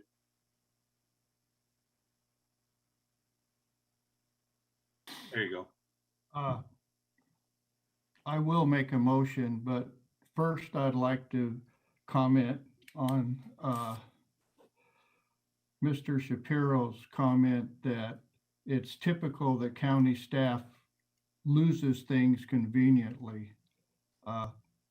They can defend themselves, but I find that very discouraging that they would even think that the county staff would do something like that. And I thought that comment was very inappropriate. But Mr. Shapiro, Ms. Bagley, and Mr. Kuiper, the same thing. Everything they talked about, except for the Caltrans thing, goes back to the CUP. And we're not here to discuss the CUP. We're here to discuss the reclamation amendment, which is a very small part of the whole thing. So since we're not here to discuss the CUP, I will make a motion to deny the appellant's request to approve PL 18-0-0136. I move that we deny the appellant's request. Is there a second? Actually, if I may, this it kind of has maybe you want to reformulate your motion. It's kind of the same issue with the continuance. The applicant has you know, the onus is on the applicant to get the amended reclamation plan approved. And so if it sounds like that's what Commissioner McPhail, you want to do. So I would recommend framing your motion in the affirmative as opposed to the negative. Okay. I thought we were here to discuss the appellants. We are, no, and just to clarify, and this comes up a lot, the county's land use appeals are de novo. And so when someone files an appeal, it takes off it takes the previous approval off the books. And so the actual, like the main item before your commission is whether or not the amended rec plan should be approved. So yeah, thank you. Okay, then I will change my motion to approve the director's decision to approve PL 18-0136. And I'll second. Okay, I have a motion by Commissioner McPhail, second by Commissioner Boydston. Any further comments from staff? And go ahead. Or not from staff, from the commissioners? Okay, then I'm going to just, because it's generally my practice, I'm going to throw in some comments to put on the record, by the way, in support of the motion and second. And that is, again, remembering the narrow context of which we are charged. In this case, simply finding that the reclamation plan amendment is consistent with state law and thus approving it. All of the issues raised by appellants really, as Commissioner McPhail said, really relate to the CUP that's already been approved. It's not before this commission. The other issue has been whether or not the EIR, the staff's analysis that the EIR took the proper form, and I find the arguments of staff more persuasive than I do the arguments of the appellant. So that's why I'm going to support the motion. And with that, any other commissioners want to weigh in? Commissioner Boydston? I also think it's important to put on the record that this, in fact, makes a safer condition than what's on the books now. An excellent point. Commissioner Garcia, you're giving me a look. One of the other comments that the appellant made is related to landscape permit conditions related to landscape and viewshed protections, which based on my review of the material is not really pertinent to whether the plan meets SMARA standards. But I appreciate all the analysis on both sides, but I support the motion. Okay. Well, I think everybody's weighed in. I think it's time to call for the question unless somebody else wants to weigh in. the motion before us is to approve the reclamation plan amendment and all the findings in the staff report and to find that the, oh darn, the CEQA, the environmental impact report addendum is the appropriate CEQA vehicle. Did I get that right, Ms. Fogg? Chair King, pretty close, and deny the appeal, I believe. And deny the appeal. So we have a motion and a second. I'll ask the secretary to poll the commission. Commissioner McPhail, Aye. Commissioner Boydston, Aye. Chair King, Aye. Commissioner Garcia, Aye.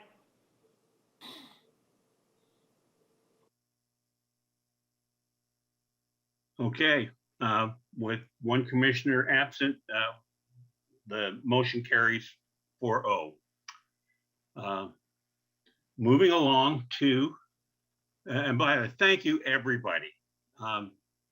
This was an interesting and in-depth discussion and consideration of the issue. Moving forward to agenda item 8, and I'm going to turn it over to the planning director. Thank you, Chair King, commissioners. I can report back to you on Board of Supervisors activities since your last Planning Commission hearing. Last week on October 12th, the board heard and adopted the housing element for our next 8-year cycle from the 2021 to 2029. This was a 5-0 vote determination. We were quite pleased by the outcome. It entailed the recommendations that your commission had provided was incorporated as well. And we were able to submit this to the state on Thursday, October 14th, which was one day before the mandated deadline for the SCAG region. And I'm very pleased to note that the solid staff work, Jennifer Butler, Rashida Kadadakia, and Tricia Meyer, others that were involved in this effort. We successfully incorporated the public engagement and comments that also resulted in many programs being updated. And we believe, at least as of last week, we were the only jurisdiction in the entire SCAG region that had received a letter from HCD in advance, which your commission saw on September 2nd, that said if we continued and adopted the housing element, it would be considered certified and compliant with state law. So that is quite a feat there as well. And catching our breath, we then returned to the board on Tuesday for the hearing on the LCP amendments for the environmentally sensitive habitat regulations. And that also was approved by the board. This included several recommendations that came from your commission, one of which was not adopted, and I will give you some quick context. This related to the pesticide use, and as your commission may recall, was public comments to your commission and wanting to expand that to be considered development and could occur for any pesticide use would be subject to the provision. Your commission also asked us to check in with the city of Malibu in regards to that, since the public comment to your commission was that the city of Malibu had an adopted policy certified by the Coastal Commission and implementation efforts. What we discovered in doing that review with the city of Malibu is that, yes, they had an adopted policy that was carefully crafted word by word between the Coastal Commission staff and DPR, Department of Pesticide Toxic Regulations, which is another state organization, but they did not adopt any implementation provisions. That is still something that the city is considering and has not yet crafted that or put it into or certified it into their zoning ordinance. With that knowledge, and as well as checking in with the Coastal Commission staff, DPR, many meetings that we held, including with the County Ag Commissioner's staff, we concluded that it was not appropriate for us to recommend that to the board. In fact, we removed the provision about a zoning ordinance implementation. What we did, however, is add a new program that will direct that county staff working with our regional organizations and agencies, including the City of Malibu, Los Angeles County, Coastal Commission, DPR, to work on this really a regional issue for the Santa Monica Mountains for pesticide use, and that we would engage in that process to determine if a regional solution and implementation can be developed. Then we would return back to the board and get direction on how we would implement that direction, which could include zoning ordinance amendments at that time. So I do think the issue allowed us to reframe and adopt a program that I think meets the broader intent, which is acknowledgement that this is still an important component for the Santa Monica Mountains, but really needs a regional approach to be determined, and that we will be a participant in that effort. And so with that, the board did adopt the program, and we were moving quickly in our next steps, which is submittal of the material coastal area plan and coastal zoning ordinance amendments to the State Coastal Commission. And then we would expect that would probably be heard in their certification review next spring. So those are the reportable items that I have for the Board of Supervisors. Your next Planning Commission hearing is scheduled for November 18th. We do not have anything on November 4th. And that's where we're at. Okay. Thank you. Item 8B, are there any items that Planning Commission may wish to introduce? Speak now or forever hold your peace. Okay, seeing no one weighing in, nor do I. We have come to agenda item 9, and without objection, this meeting will stand adjourned. Sine die. Take care, all. Thank you. Take care. Thank you all. Have a good day. Thank you, everybody. Bye.